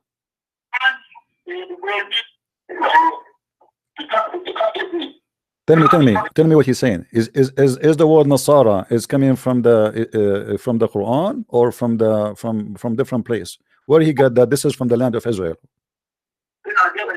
What is his reference that the Nasara are from the land of Israel? Yes, sir. What is the Nasara mean? What Nasara mean according to his knowledge? What is Nasara mean? When he talks, provide me. Let me respond. Okay. When I talk, should be a moderator, but just be two. Talk because I like him. You say you want to say something. Oh, give your comment. Okay, so you can listen. You can say it. No, don't let you say anything. Okay. No. I mean, you can continue to talk, sir. That's what I'm saying. My friend. He can talk as much he want, but you need to tell me. You need to repeat what he said because I understand nothing of what he is saying. That's why I am interrupting. I am just asking you. Can you tell me what he just said? Each time he says something, ask him. He can talk for a minute and he stop, and then you tell me what he said because the connection is so bad, hardly I can hear him. So let him talk for a minute, and then you stop, and then you yourself, my friend, the one who is connecting us, you tell us what he said. You repeat exactly word by word what he said, please. Can you do that? Okay, that would be good. Like if you give a short word to it, so I can give to you. So let him talk a minute, and he stop. And then you tell me what he said, and then he can continue. Okay. Can I, Mr. Jamiu, you can continue, sir. I should have loved one thing. Maybe I should give out my number to him. Let him call me directly. So I can get me from Mr. Because you cannot interpret all what I said to you. It's not possible. You need some point. That's not okay. There are some things I said that you should have understood what I said earlier. But keep it. If you can call me direct, it's more better. Let him stop and you tell me now what he said. He's talking about calling you direct, something like that. Is that what he's saying? That but I think he only used Skype to talk. That's why that you can't get him. That's you only use Skype. Your interpretation is wrong. No, okay, continue what you're saying. Tell me what he said. Tell me what he said now. You keep saying to him, listen, my friend, you keep saying to him, continue what you're saying, but you did not tell me what he said before. I mean, he's talking about the phone that he want to call you direct. That's what he's saying. Okay, well, I don't use a phone. We use a Skype. Same time, even if we use a phone, it's not going to be good. He's speaking from Nigeria. I'm speaking from USA. At the same time, how I'm going to hook up the sound to my computer because people need to hear too. So he wanna call me, he can call me in Skype, but that is not to waste time. The word Nasara, let us repeat the question again. The word Nasara, where the word Nasara is coming from according to you as a Muslim? According to your Bible. Why you don't tell me according to you as a Muslim? I am the one is asking you, according to you as a Muslim, where the word Nasara coming from? Do you know or you do not know? Either you say I know where in Islam is coming from, or you say I know, and then you give me according to Islam where the word Nasara coming from, because you are the one saying Nasara are not the true Christian. Where it came from? You know what I'm saying? Matthew chapter 2, verse 18 says, and he came down Jesus and dwelleth in the city called Nazareth. The city called Nazareth. Tell me what he's saying. That it might be fulfilled, which was spoken by the prophet. It shall be called Nazareth. That where you come out from. Okay. Okay, hold on. Okay, so you are saying that the Bible says they will be called Nazarene, and this is where the word Nasara coming from, correct? Yeah. Okay, is Nazarene is a name of a place? Nazareth is the name of the place. It's like you are Is it a name of a place? America is a country. Oh, so it's a place. Nazarene is a place, right? Nazareth is a place, a city. It's what?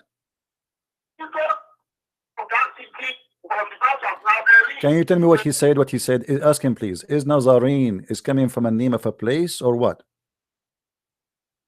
To your Bible. Matthew 23. Can you tell me what he said, my friend? You are just muting yourself. You are not saying. No, no, no, no, no. I'm here because I want you to tell me what he's saying because I don't understand what he is saying. So if you keep your mouth not, if you don't talk, then there's no point of this conversation. Can you tell me what he just said? That the word Nazarene came from Nazareth. All right. Is that what he says? Am I right? Am I coaching you right, sir? Is it? Yeah, Nazareth. Yeah. Okay, say word Nazarene coming from the word Nazareth. That's what he's saying. And what is the word Nazareth mean? And more. I said the word Nazareth went to Matthew 23. It's a city. It's a city. It's a city. Thank you very much. Thank you very much. So the word Nasara is coming from the name of a city. It's called Nazareth. That's mean you are accusing your prophet and your God to be a liar again. You are a person who do not know what Islam is about. Obviously, if we go in the Quran, I want to. Do you have your Quran with you? The Quran says, where is the word Nazareth is coming from, my friend? Obviously, you just said that your prophet is a liar. In chapter 5, verse 14, it says about Nasara, right? But then we will find that Jesus speak about who they are called Nasara. Who are they, those who they are Nasara? Jesus said that those are, he is the one who called them Nasara. Do you have your Quran with you? Do you have your Quran with you? Do you have your Quran with you, my friend? Do you have your Quran with you? Is it the Quran says that Jesus said or Isa said that those who they are Ansari ilallah, those are my helpers. In chapter 3 verse number 52, it says where the word Nasara coming from according to your Islam. Jesus said, when Jesus, just silence, respect the masters when they talk of knowledge. When Jesus found and believe in their part, he said, where will be my helpers? Do you know what helpers here? It is Nasara. And he called them Ansari. So the word Ansar in Islam have nothing to do with the word Nazareth according to you from the Bible. That because Muhammad is an ignorant like you and he do not know where his word Nasara is coming from. So you just prove to us that your prophet is a false prophet. If we go and read in Arabic, it says, this is it, chapter 3 verse number 52. فلما أحس عيسى منهم الكفر قال من أنصاري إلى الله قال الحواريون نحن أنصار الله. Do you say where is the word Nasara coming from? You are not a sheikh, you are a shaky sheikh. You have no idea what are you talking about. You go in the stage to fool people speaking that you know Islam, and you just get your prophet busted. Because if you are telling the truth that the word Nasara is coming from the city of Nazareth, and the Quran says no, the word Nasara mean my helpers, and this is what Jesus, he himself, he called them. It was what Jesus called them according to your Quran. That's meaning either you are a liar or your prophet is a liar. Which one you choose?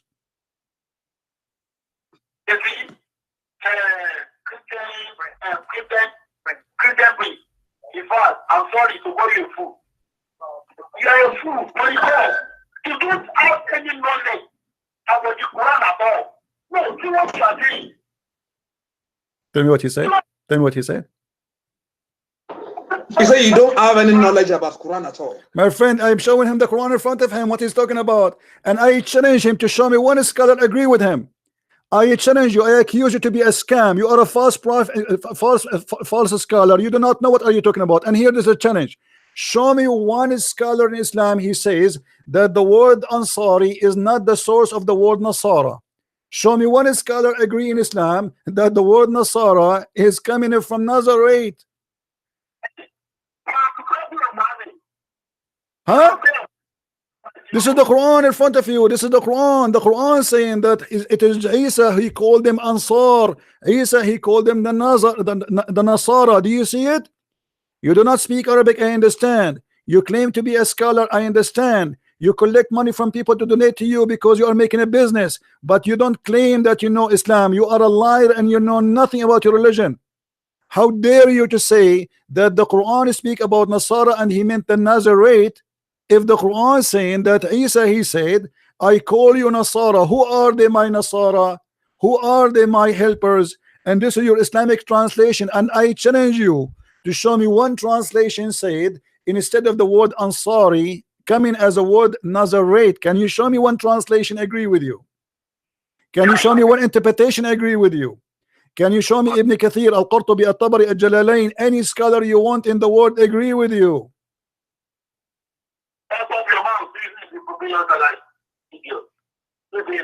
What? I want my number on Facebook like you. You fool. Do you think I make money like that? I'm not a fool like you. Answer. Stop calling me names. Answer. How you say that the word Nasara is coming from the word Nazareth, which is totally in total against the Quran teaching. You just prove to the Muslims. I don't think any Muslim will listen to you after today. You destroy your career, my friend. How dare you to say that the word Nasara is coming from Nazareth when the Quran says that Isa is the one who called them Nasara because they are his helpers? So now you are saying that Muhammad is a liar and you know better than Muhammad, and Allah is a stupid God, and you are going to school your God and teach him where is the word Nazareth is coming from, or Nasara. I said you don't know, you are a liar. You don't know. Prove me wrong. Let us see who is a liar. Here we go. I just got you busted. I show you the verse from the Quran. Prove me wrong. Show me interpretation. Agree with you. Show me one scholar agree with you. Who? Show me what?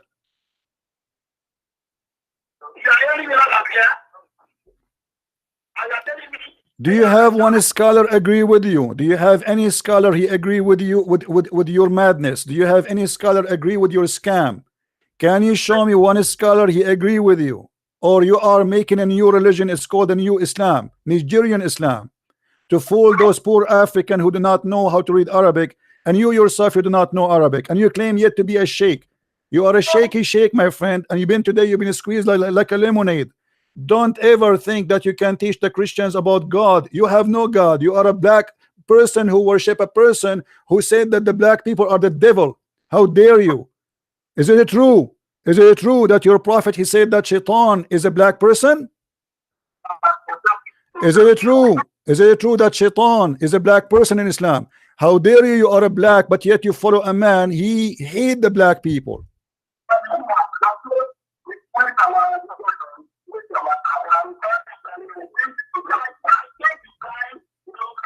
Let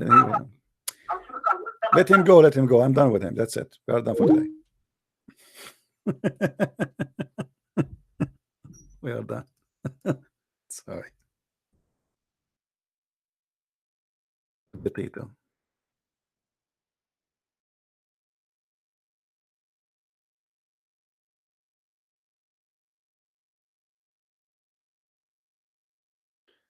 Oh boy.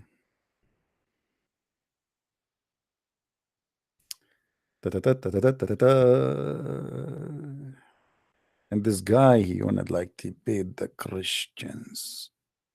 I want to teach you what is a Christianity about.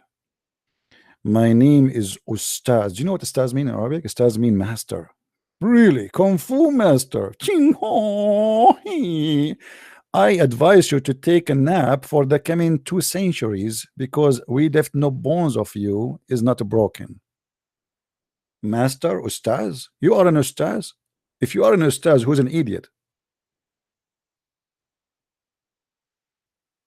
Those people are like copy, paste, copy, paste, copy, paste. He heard somebody saying that he liked the idea. And by the way, I don't mind to say that Nasara are Christians. I agree, Nasara are Christians, but not according to Islam.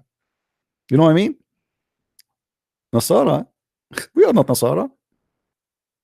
But the point here, he is saying that Nasara, according to Islam, are not the true Christian. This is not what it says in the Quran.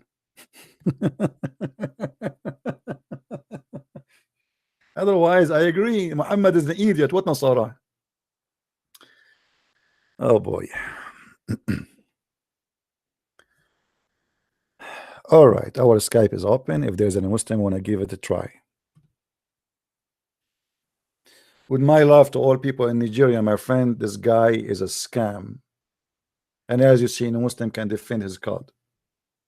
And look how we, he give me a speech for an hour, and then we say to him, shower, and like, can you short it so we can understand what you are saying?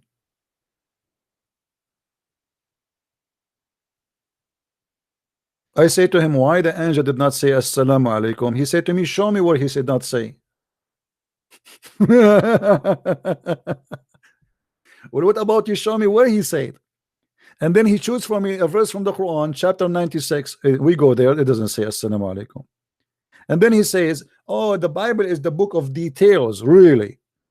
Will the Quran have time to tell us about what the ant, she said to the ants? Which one is important? The ant, she said to the ant, or the angel said to Muhammad? Allah have time to tell us about the flying carpet of Sulaiman, and he have time to tell us about the bird who ran away, and Sulaiman was checking him, and he was upset why he's absent. But Allah have no time to say to us that the angel said to Muhammad, assalamu alaikum.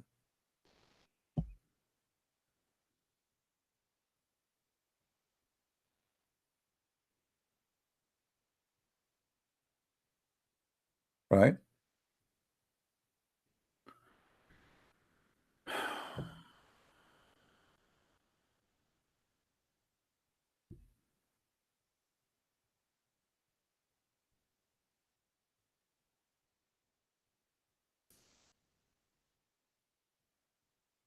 If you are a Muslim, would like to call me, let me know.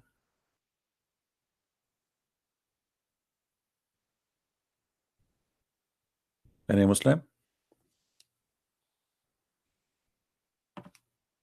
Who is a Muslim who have a little knowledge of Allah?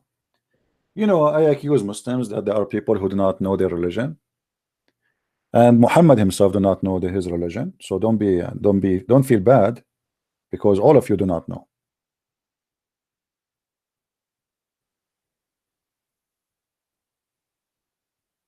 All of you do not know, including Muhammad.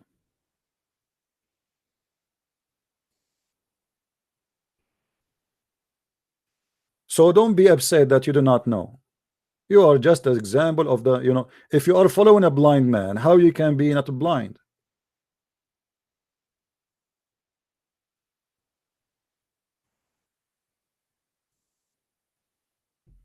Do we have any Muslim here would like to call us and tell us something good about his prophet?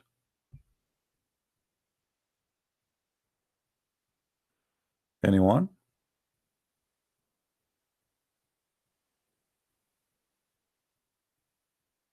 Any two? Any half? Who is a Muslim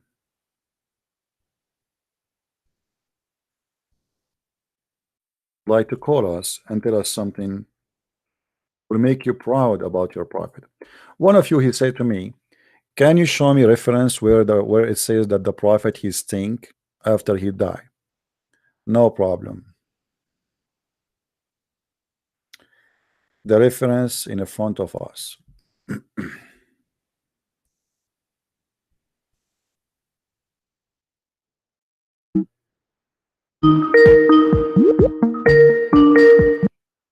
on. Hello? Hold on. Hello. Christian Prince, Yes, how are you? I'm all right. I'm very sorry about the connection. I wish we can do better, but you stay there. Can you just make? Okay, I think maybe you can you. Okay, can you please go a little bit further and let's see how this is going to come out, please. Well, I just showed him the verse in the Quran saying that the Nasara, according to his prophet, are those who they are the helpers of Jesus. This is have nothing to do with the city. He himself, he quote for me from the Bible saying this is about a city. So now, as long you believe in what is in the Bible says, not in what in the Quran, so I have a news for you. You are not a Muslim no more. Chapter 3, verse number 52, it says it clearly that Jesus is the one who called the Nasara with that name as helpers. He didn't. This has have nothing to do with the name of any city, and we can open any interpretation he chose, and we will see that this is not a case. Okay, Mr. Jamiu, can you present your case about that? Let's see. I said if he's confused about Christian and Nasara, and he referred. My friend, I don't care who is the Christians. I don't care who is Nasara. Are you stupid or what? The Nasara is the what the Quran says that he confirmed the book is between their hands. But the Nasara are the same people in the Quran who believe that Jesus is God. Jesus is the Son of God, and Jesus is a crucified. So it doesn't matter what you try to say. Nasara are those who believe in Jesus as God. They believe in him, they believe in the Trinity, and the Quran confirmed that. So stop playing games. So the Nasara people believe in the Trinity, and they have nothing to do with the city of Nazareth according to the Quran, which means you did lie to us about that. And now we ask you again, how the Quran confirm that the book with them in chapter 2 verse number 89, which is the Nasara who believe in Jesus as God. Or can we do this? Mr. Jamiu, can you tell him what Nasara believe? Tell him the belief of Nasara. So tell him, maybe I'll tell you earlier on that the similarity between Nasara and Christians are three. Now, Nasara believes. I don't care about the Christians. Stop talking about the Christians. Stop talking about the Christians. Stop talking about the Christians. This is not the question. I am asking you now, who are they, the Nasara, which the Quran confirmed the book they have with them? The mic is yours.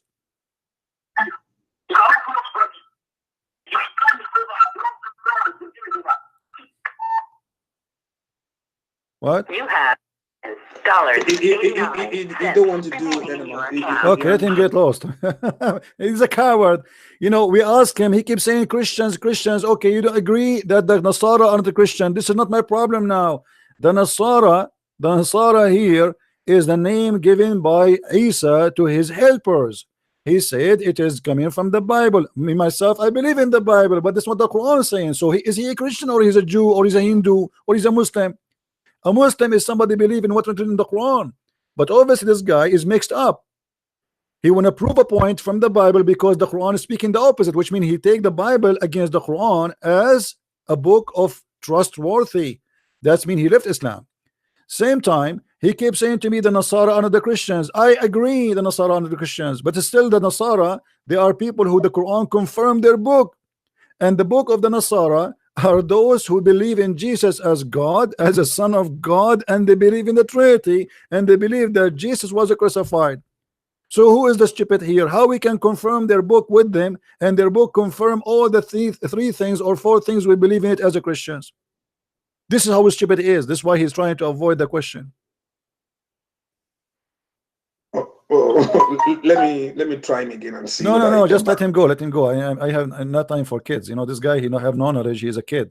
You know, he is good to speak to those naive people who, you know, I saw his video. He go on the stage and start singing Allahu Akbar. You know, it's a scam. They make money from this. This is a business for them.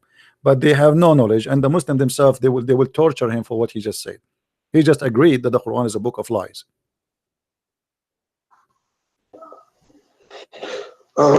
Anyway, thank you, my friend, for trying to make it work. Thank you. I think we got him busted anyway. He got busted big deal, and let him bite his lips after what he did to himself. You know, every Muslim he go right now, and he will see that this is where the word Nasara is coming from, and all the scholars agree. So either you go with the guy who claimed that Nasara is coming from Nazareth, which is coming from the Bible, as he said. And that means Muslims should not believe Muhammad's statement in the Quran, and they should not follow Muhammad no more. We should take the truth from the Bible. Or you as a Muslim believe that this is the book of the truth, and you believe what the Quran is saying. For him, he believed the Bible is saying the truth. The Quran is not telling the truth. And that's enough for us. So the Nasara himself believe that Jesus Christ is God. That's their belief. Yes, the Nasara, they believe the whole Quran. You see, this is how stupid he is. The Quran give us only two names. He never mentioned other name when he speaks supposedly about the Christians. So the whole Quran speak only about two groups, the Christians and the Jews. And who are the Christians in Islam? Are the one who call themselves Nasara. So when he say the Nasara are Jews, simply he is saying clearly that there is nothing called Jews and Nasara. He is saying they are one religion. But when we go in the Quran, we will find that this is not the case. The Quran confirm that there's two groups. One is called Yahud and one is called Nasara. So he is very confused about that. And maybe he got my book and he is trying to learn from my book, but I don't think so. He live in Nigeria. If we go and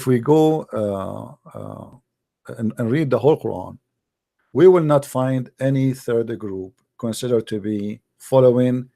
If we read the chapter of Al Umran, all the chapter, which is a chapter speaking supposedly about Umran family, who they are a prophet family.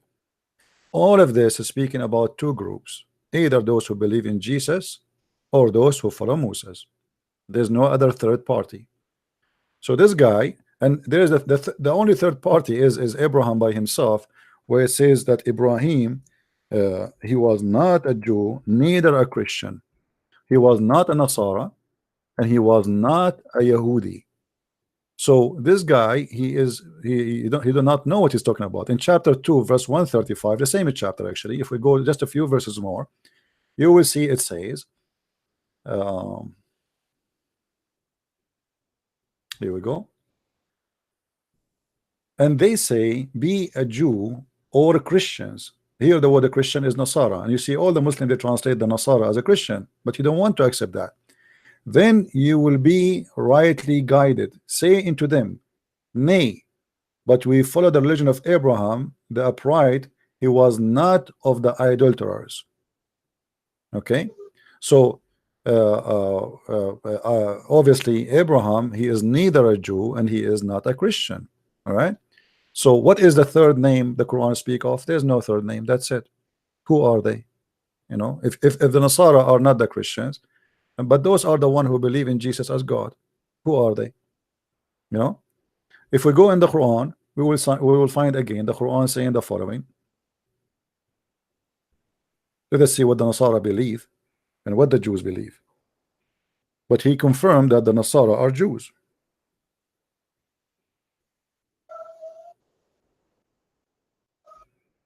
To the Quran, chapter 9, verse number 30, it says, the Jews, they said, Uzair, not Israel, this is false translation.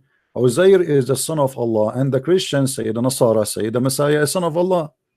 So he's saying to us that the Nasara are the true ones, which the Quran says that they are true Christians. They are the true ones who follow Jesus. But the Nasara are the same ones who believe that Jesus or Christ is the Son of God.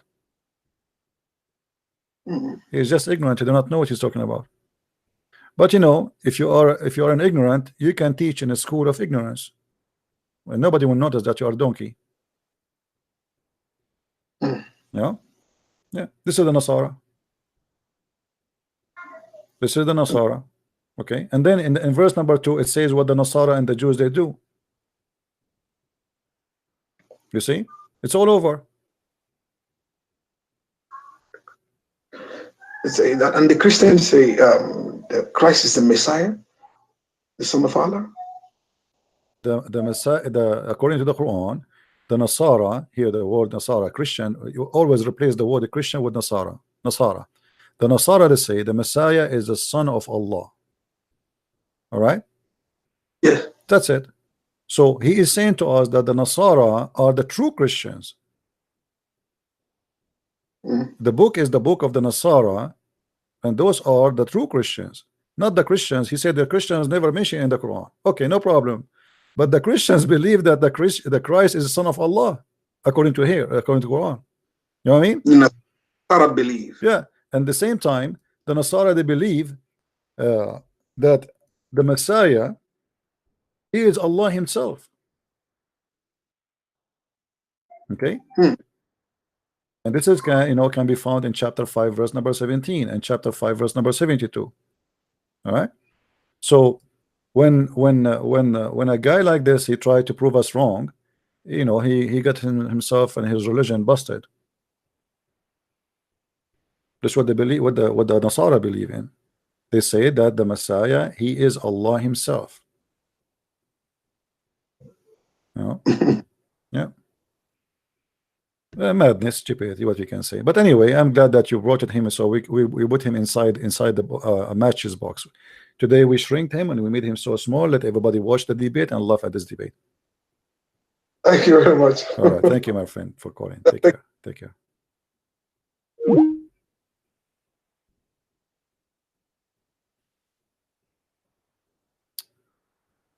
Okay.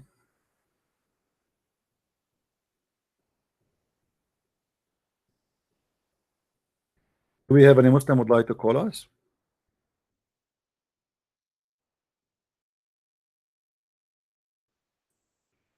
By the way, if you are a person trying to learn, I don't really get aggressive with Muslims unless they start playing games. But I will speak to you nicely and friendly, my friend. Don't worry. Be happy.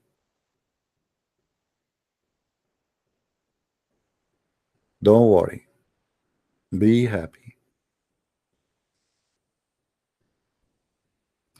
It's a big business, my friend. It's a huge business. Those people, they are making a lot of money. If you see this guy video on YouTube, you will see like tens of thousands listening to him, and they think he is a scholar. I bet you he have a very nice house, very nice life, making a lot of money, and wherever he go, he is ustaz. Ustaz.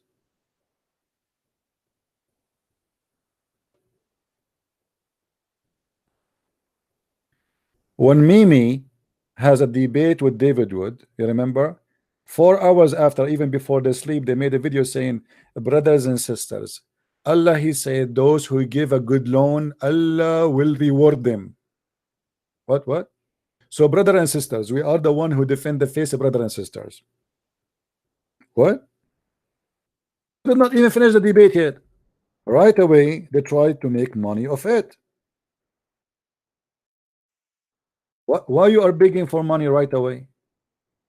And then brother Mimi hijab, he start reciting this verse. Bismillahirrahmanirrahim. Who wanna give Allah a good loan? How are you, my friend? Hello. Yes. Yeah, I'm fine. I actually called you like a month ago. All right. And I told you like I want to stay anonymous, and I'm an ex-Muslim. All right. And we were discussing on like Jesus is like he was really peaceful towards his enemies. Like he said, love your enemies. And you told me like it was beyond peaceful. Actually, I was contemplating those things. What would happen to those people who won't follow the teachings of Jesus?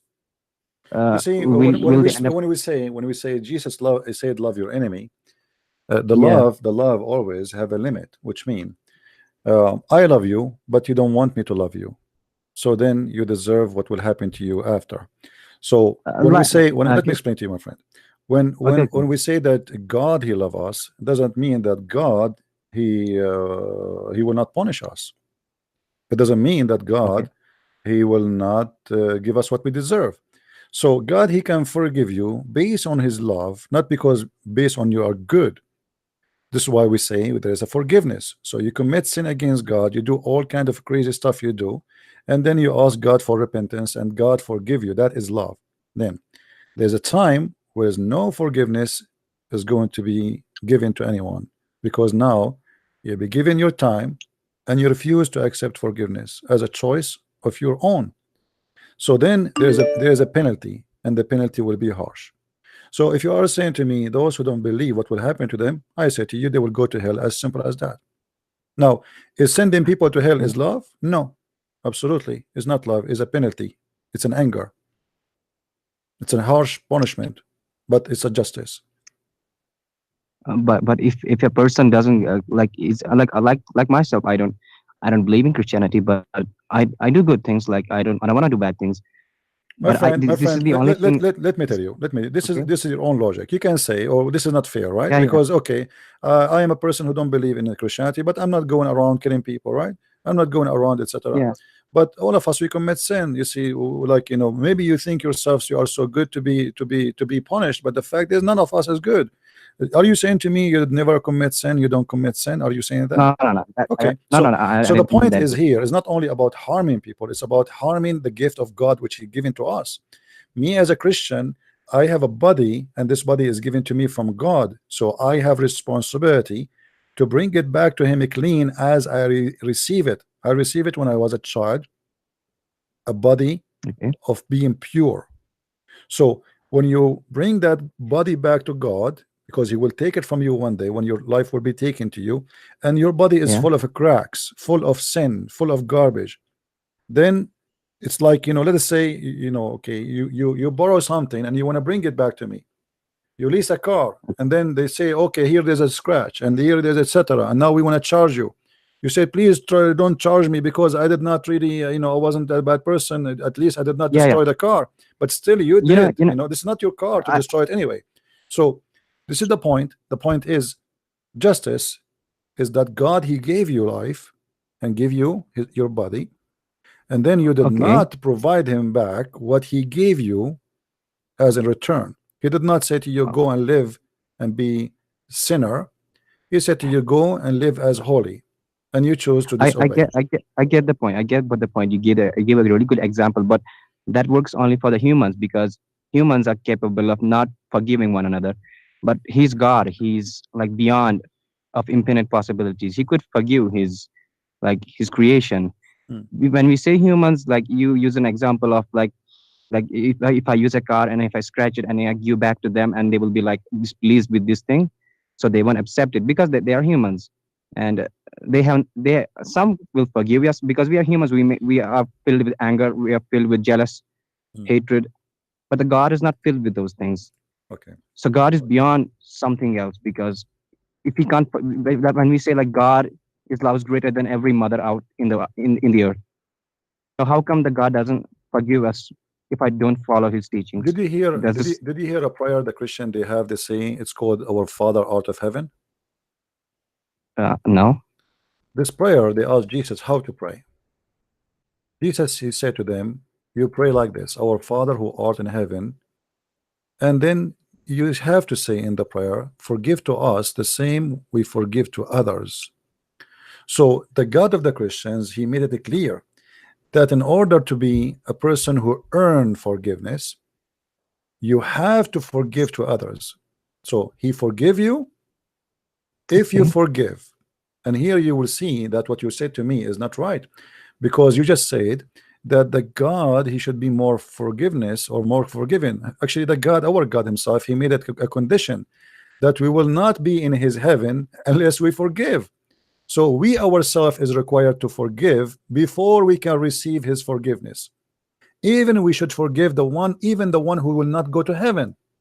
So in order to receive forgiveness, you have to forgive to others Okay. what they did to you. Yeah. Now, here you I said want to to me, confirm hold on, this. let me continue, please. Okay, You said to okay, me okay. that God, He should be more forgiven. My friend, He is already more forgiven, because look, He made a condition that if you want to go to my heaven, you have to forgive to others, so I can forgive you.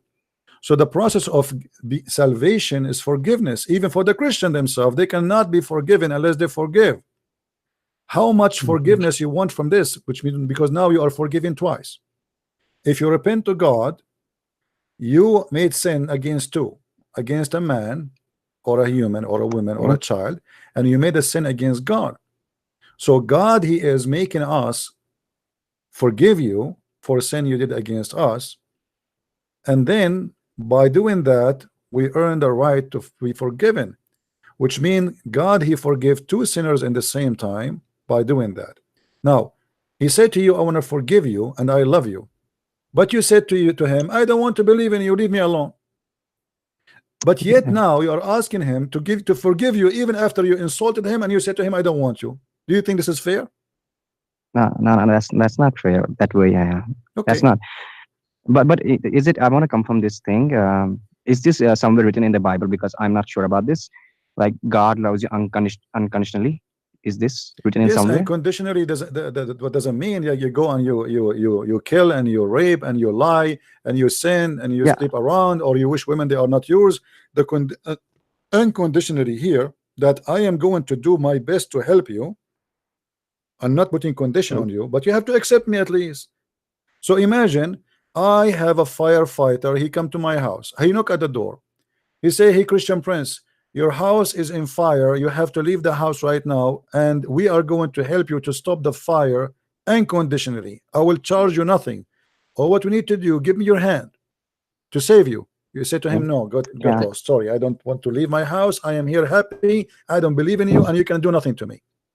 And then your house catching fire, and you don't want him to help you. So why you are crying for being in the fire when you are the one who said, "I don't care"? Yeah. I get that. Actually, I want to have. I remember one thing on this point, and actually, it was asked to Zakir Naik, and he didn't answer the question. It was asked from an atheist. I think it's a really good question. I'm gonna ask you the same thing. You know, when God didn't create this universe, doesn't even the time didn't exist. Nothing existed ever. So even before he even thought about this creation, he knew some of his followers. I mean, some of humans won't follow him. He could have saved them in the beginning, but he still chose to go with this creation, and he knew in the future that some of the people will commit sin, will commit crime, but he still wanted to do it that way. Why did he go it that way? Like he knew in the beginning, like some of his people will end up in the hell. He could have saved them in the beginning. My friend, So in Islam, first of all, the Muslim don't it was actually Islam. From Islamic perspective, they didn't give any answer. yeah. I want to hear it from a In Christian and a in Islam, there is no free will. This is number one. And you actually Okay. you are created to go to hell before even you are made. You know, in Christianity, we don't have that. Jesus said, "Not everyone says to me, Lord, Lord, will enter the kingdom of my Father, but the one who do his will," which means you choose to do his will or your will. But if you do your will, you are responsible for what will happen, the consequence, and that is fair, right?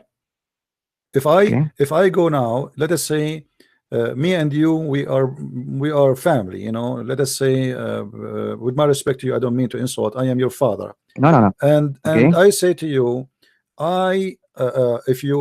if you trust me in my decision to do this, that's better for you. You say to me, "No, I don't want your will, I want my will. I have different choices." And then you go, you invest your money or you do something and you lost.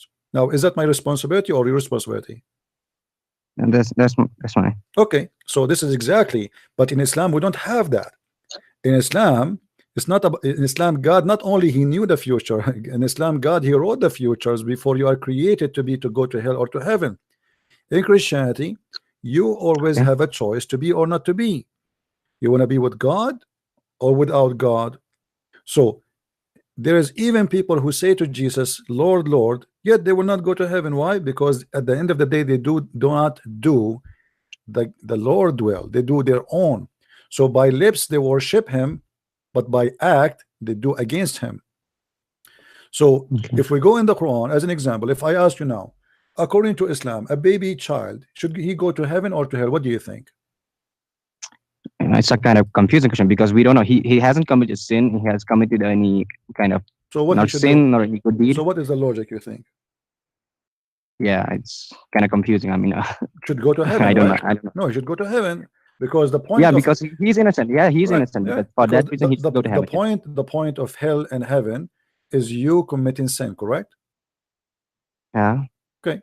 Now, a child who never commits sin, still in Islam, he might go to hell. When Aisha attended the funeral with her husband, and the child, he is a child of a Muslim family, and Aisha, she said, "This child will be a bird from the birds of paradise." Muhammad, he said to her, "Peradventure, Aisha, it might be the other way."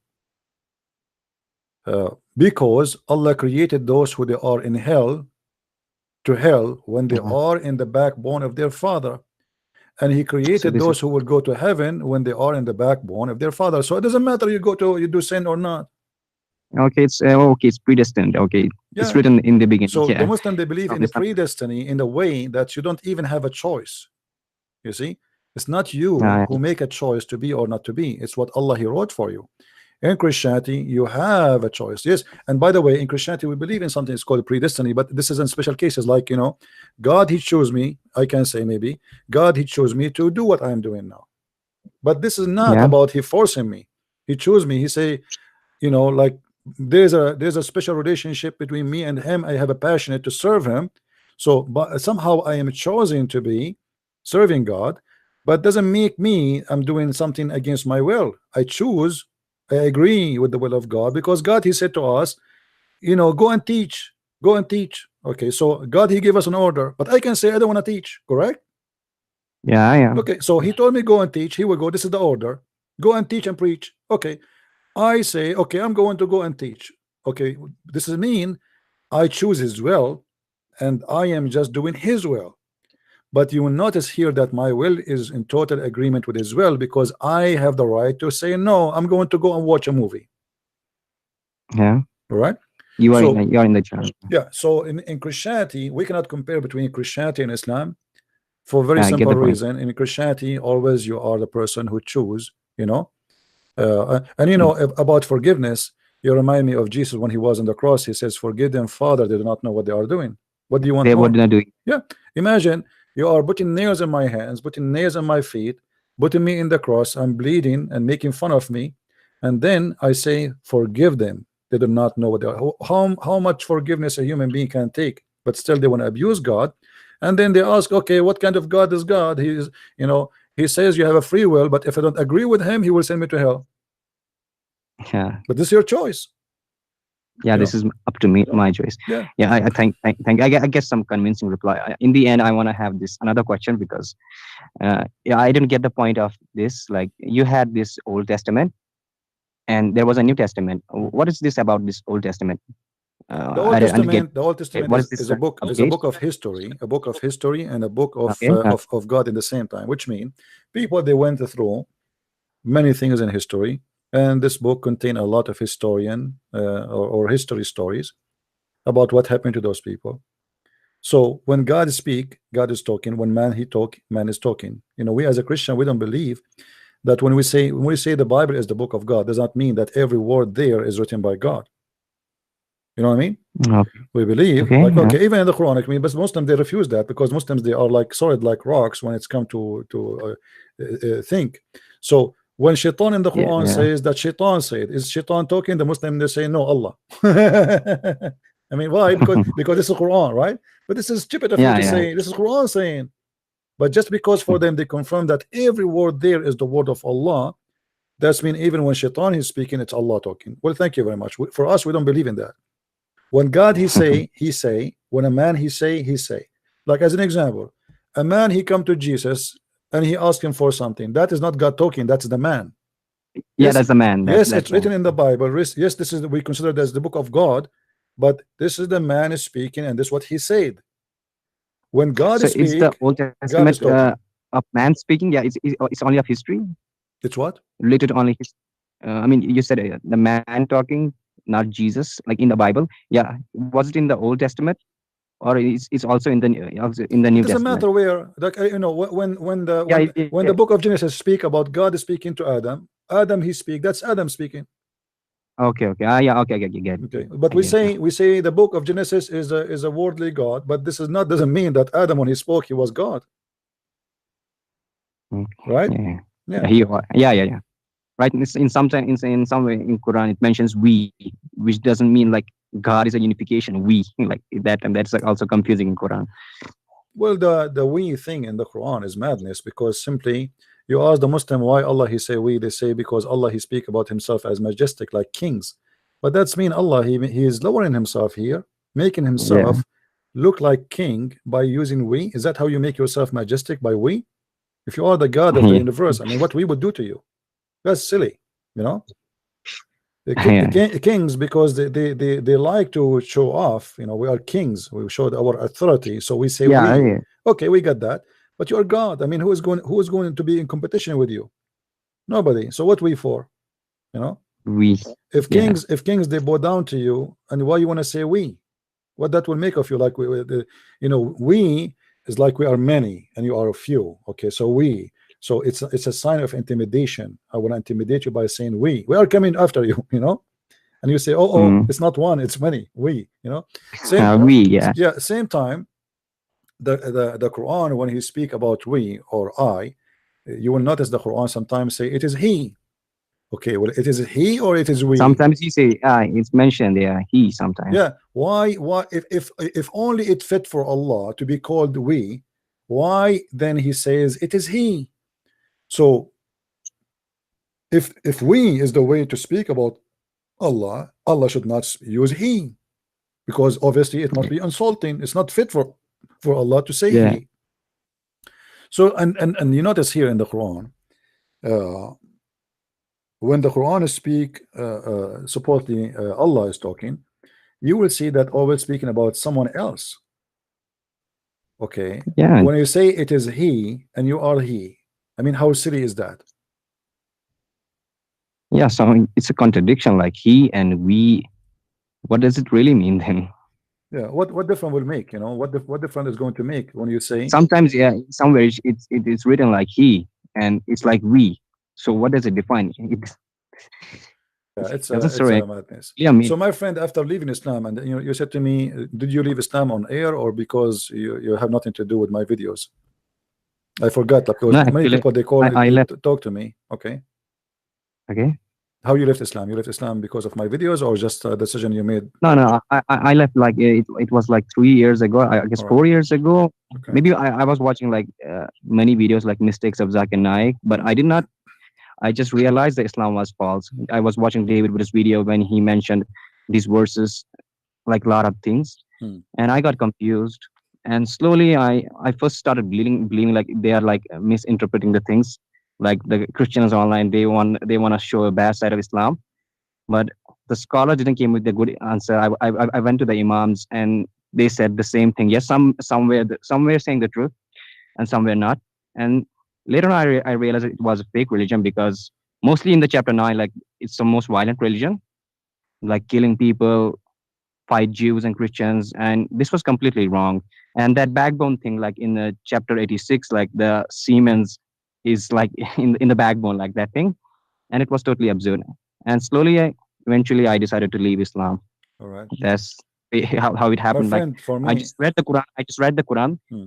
I think that if people start reading Quran, I think they will leave Islam or they will do jihad. If someone believes, it is my opinion. I think so. If people decide to read Quran, or either they will leave Islam or they will do jihad. I right, I think. agree with you actually. My friend, I take the opportunity that you call me and I invite you to accept the I Messiah as your actually get very savior. glad when I talk to you. I like listening to your debates, and I have a bit request when you try to show people like these Sahih al Bukhari verses, like Sunan Abu Dawud, these any kind of these any Quranic verses. Please provide the chapter number also because I jot down those things Well, you because know, actually, I always provide, but people they want me what? I mean, to sometimes you post. don't. Yes. No, I do. Actually, it's very easy to find whatever I'm showing on the screen. Like right now, let us say I did not show you the hadith number. You can type 4 words in the same website and you will get the hadith. Very simple. So Or in Google. what is the name of website? Sunnah.com. You can type in Google because it still is going to show you the same. You see, Google, this is how it works. If you put five words from anywhere, you know, it's Yeah. going to show you where it's coming from. Very simple. Okay, it's from Sunnah.com. So you can It's freeze the video anytime, even if it doesn't show. Freeze the video. Go in Google, open a page in the side, type a few words exactly the same, and you will get the same. Yeah. It Very will simple. show up that way. Yeah. Very easy. You know. I get it. Yeah. Okay. Thank you for your time. I mean, My friend, I get before you go, I want to Okay. invite you to accept the Messiah as your savior. What do you say? I cannot take that. Like I'm slowly learning about the Christianity. All right. No, I don't have a book. I live in an Islamic like it's like a bit You do not need Islamic to have a book, state my friend. You can read from the internet. You can download the Bible from the internet. You can read online. I'm really thankful for that because I actually try to understand every religion out there. Like first was my own religion. I have not understood anything about Christianity, but I am trying to understand bit by bit because in your like recent debate you actually we are talking about the heaven of the Christianity, and you said you are free of the needs. I mean that was a really good concept according to I mean if you see the Muslim Islamic way of heaven, They have this 72 hours concept, but your heaven has the free will concept. You're free of the needs. Yeah, this That is was the you see, best thing. even some I Christian, have by a the way, some Christian, they read the same verses from the Bible, but they don't understand it very well because they are not deep in reading. So for me, when I read something Jesus said, I come right away to the conclusion that he is saying to me, you will be freed of your needs. That's why he says you will, he and she, they won't get married. They will be the same as angels. We will not be angels, but they're the same. What is the same? What is similarity? Angels don't sleep, don't eat, they uh, don't have sex, they don't one, get one more married, they don't one sick. more thing. Yeah. I remember one thing. Yeah, you see, like people wanna do is, I don't know, like what is it like the reward that people wanna do good because only because of the reward just of heaven? They think if we do good deeds, we will be rewarded the heaven. Is it the good? It is only for the reward they do good things. No, you see, in Christianity, this is not the reason to go to heaven. It's not about the reward. So Our reward, first of all, to be with the Lord Himself, and it's about love. It's not about. There's not. This is why there's no physical. There's no physical reward. So that here telling you that Christianity goes above the materialistic belief, material.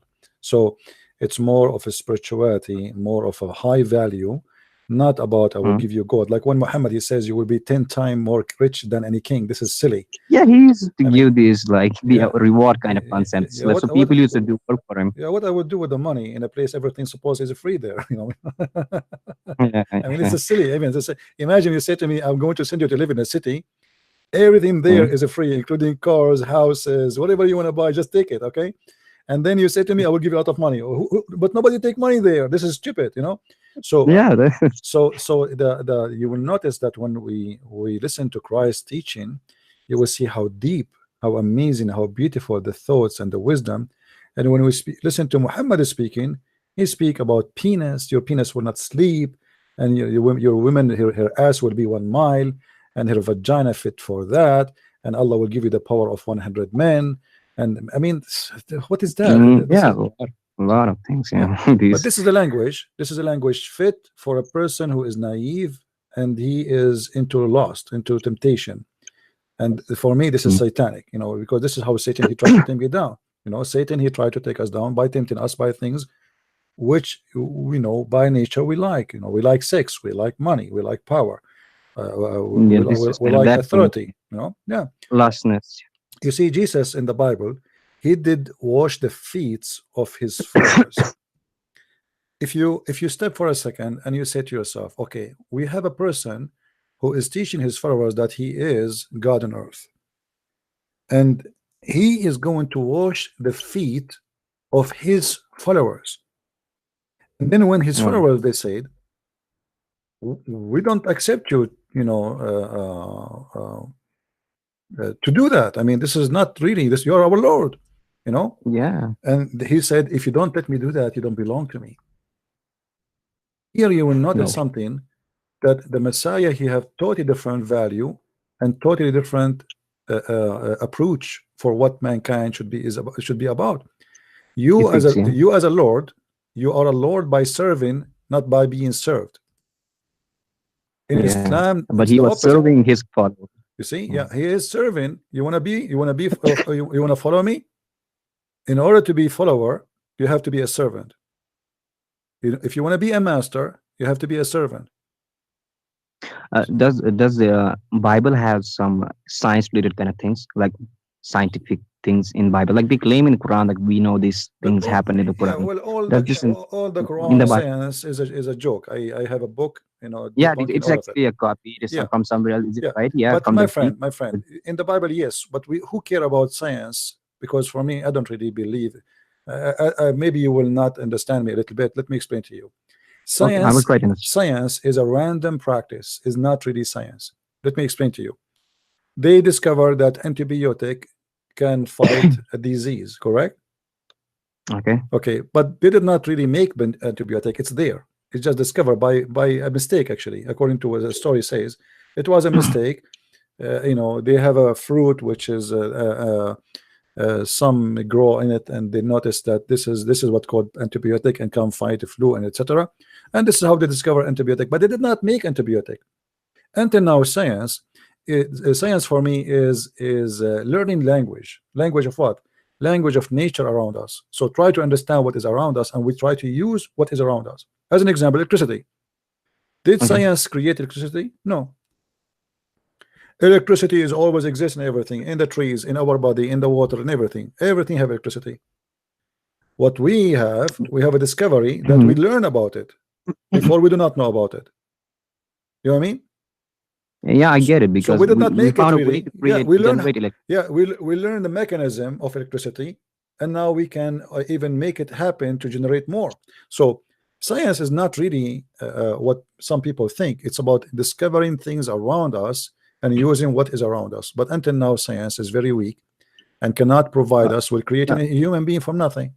Can the No, science? if you see from a science perspective, like because when science is based upon facts, and religion is based upon a belief, because you simply have to believe it. That's a thing, like Yeah, but separates them, there's simple facts. isn't it? I agree with you. Like, if somebody want to say to me the earth is a flat, and then we have it in pictures saying the earth is a flat, that would be stupid, right? But this is just a discovery of what is around us. Is not really, I don't see it as a science. And so for me as a Christian, when the Bible says that Jesus was born without a father, that is not science. That according to science, this is false. Yeah, according to science, it's like impossible. So now science says so, and the Bible says something else. Which one I will take? For me as a believer, I will take, because we believe in something called miracle. Miracle is something no science can explain. And actually, until now, there's many things happen in the field of medication or medicine, etc. Like somebody, a doctor, he go on TV and he says, this guy, his recovery, it was a miracle. We don't understand how he was able to survive. Yeah, I remember we talked the same thing on the last so recently. it's a miracle. Why we call it miracle? Because we cannot comprehend. So there is things against science. There was nature. actually this thing. I told you that when you said we cannot comprehend this thing, how he got saved, like miracles. I'm trying to understand this thing. When you said like God did it because there was no explanation for this miracle to happen, as you even last time said, you were in an accident, in a car accident, and the metal of that car didn't even touch your body, so it was like a miracle, like you saved from a death. And you told me, and you said me, how could that have been possible? I mean, wasn't it Jesus? Like, it was something miraculous. Even science cannot explain this. But I think when you try to say that God did it, you're actually solving a mystery with a mystery. Because if God was real, I mean, according to science, God is not real. Because we have not seen God. We just have to believe that he exists. I mean, if I use my own logic, like, if there is like a museum in Germany, and I say you there is a man inside that museum, but you don't know, you have never seen the man inside the museum, you just have to believe it, like it exists there. So will you believe me at that time, like that way? For us as a Christian, it doesn't go this way, because God, he came to us as a person. His name is Jesus, so we saw God. The Bible says that God, he humbled himself, so he come in the image of a man, in the flesh of a man. So we saw God, and God came to us, and God is not a mystery no more. God humbled himself, because and he came to us. Your old followers saw him performing those miracles. You were not there. I mean, you have not seen Jesus in. This is the kind of trouble. Let me tell you. Okay, hold on. I did not see Jesus in the time he came, but doesn't mean that Jesus did not came, right? Secondly, I witness to Jesus every day, because me myself, I changed. If Jesus is not true, I will not be me today. If Jesus is not the person who exists, me myself, I will not be here. I will be watching my TV, putting my feet over my couch, drinking some tea, and enjoying my life, instead of shouting and screaming with people, and people would give me nothing except headache and death threat. So Christ, you remember you said, if you read the Quran, one of two things will happen: either you became a Muslim, or you do jihad, you start killing people, right? Okay. So look what happened.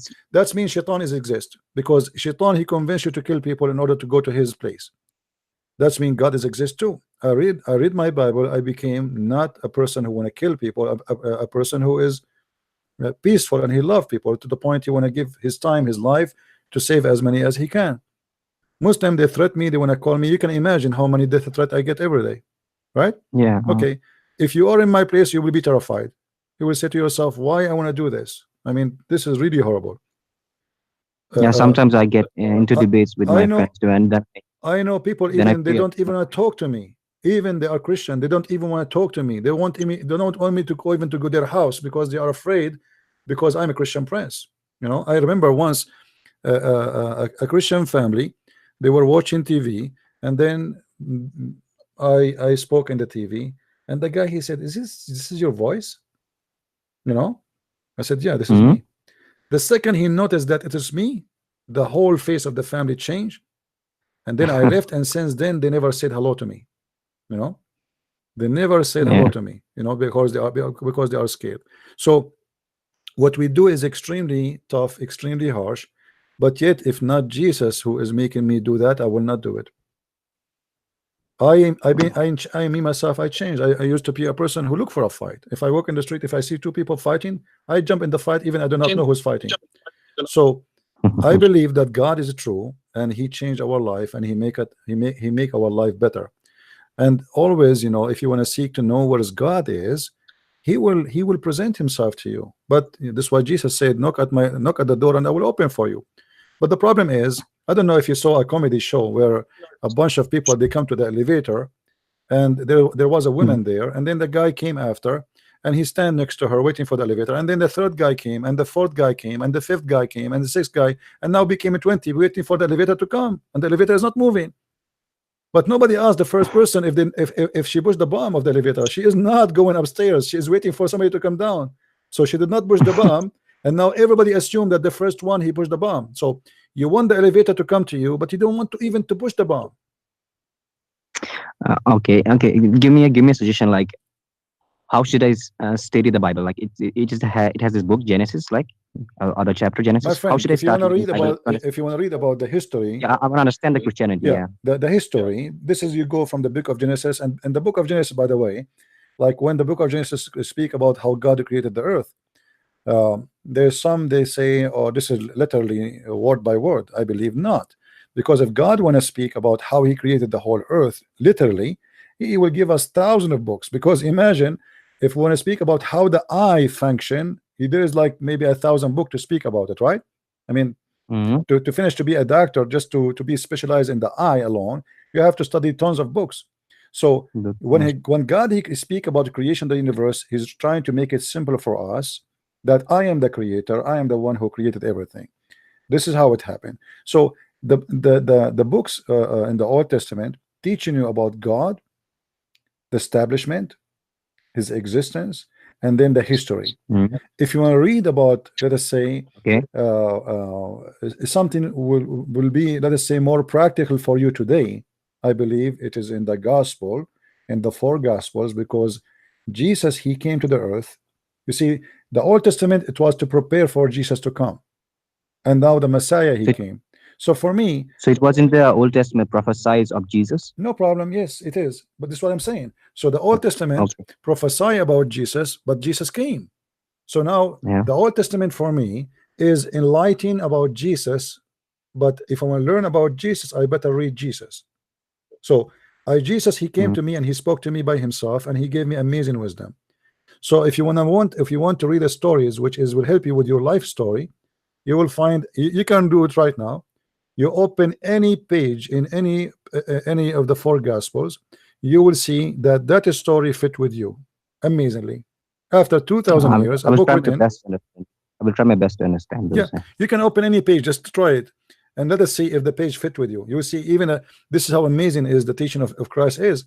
He came 2,000 years ago, and now we are in the age of app and smartphones, and you know what I mean. It should not fit.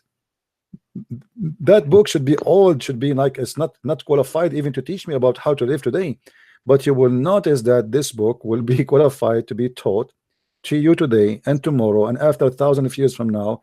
It doesn't matter how much technology you have, for you will notice that He speak to you personally in every statement in the book. So it's not just a speech of wisdom which doesn't make any difference for you. You will notice something unique, that it is talking about you. You will find something on you, about you, in that I get it. story. And this is why I love reading what Jesus He said. I find always that he is speaking to me, even though, as you said, I never met him, but yet he is talking to me. Always you decide, you yourself, if you want to read just to, just to read. I mean, reading will not make any difference for a human being. But if you read to go in depth and to learn and to have a benefit from it, and then you will see that the Bible is speaking to you. Okay. What about those people like some that believe, like don't include me in this.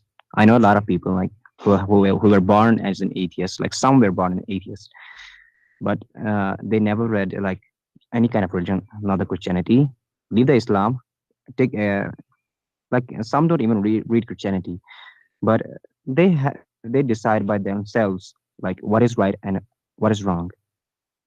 I mean, Yeah, as I religion. said, there's always your To me, decision. No like problem, no to me, problem, my friend. I okay, understand your point, but as we said, if God said to me you any other as you way, told me, like if you read Bible, it will help you a lot to face a lot of problems in your real life, and you will see a better perspective towards life. Like you mentioned me like this way, yeah. there's a Am I comfort, correct? there's a confidence, and there's even health issues. Even according to science, those who have a belief, they can fight illness a lot better than Yeah, I those who have don't heard have a about belief. it. Yeah, Yeah. but in here you will see that even the Messiah, he give us amazing medicine. As an example, the prayer I said to you, our Father out of heaven, when you forgive sin, you forgive what people did against you. Even according to science, that those who forgive, they live happy, because simply the hate is not in their heart no more. A person who live with hate, he die with hate, and he will never enjoy his life. So even if you want to live happy, Christ help you to be happier. The real meaning of happiness will be coming through him. Now an atheist, he don't want to follow Jesus, and you are saying to me, well, he decide what is right, what's wrong. Okay, as we said before, everybody will take responsibility for his decision. So if there's God and you choose your own way, then God will punish you for choosing a way which is not his way. The free will is not absolute, which means you have a free will, you don't want to follow me, but this is the only way to save you. You say to me your way is better, okay, take responsibility for your way. As simple as that. So an atheist, he think he is doing the right thing, okay, good luck. I get it. You know what I I mean? will try to understand. I will try to understand the scriptures, and if I find problem somewhere, and then I will call you. All right, my friend. Okay. Thank you very much I for will come calling. back to you. Take Yeah. care. Thanks. Take care. Thanks for the time. Bye bye. Okay. Bye bye.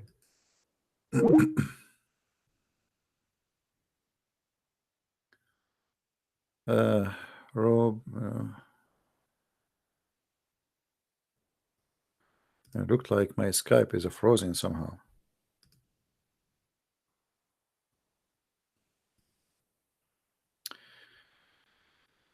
Did we have a good time, guys?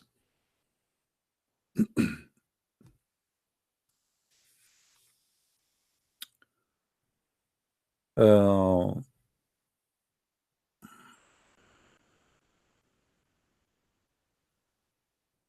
we have any Muslim in the chat?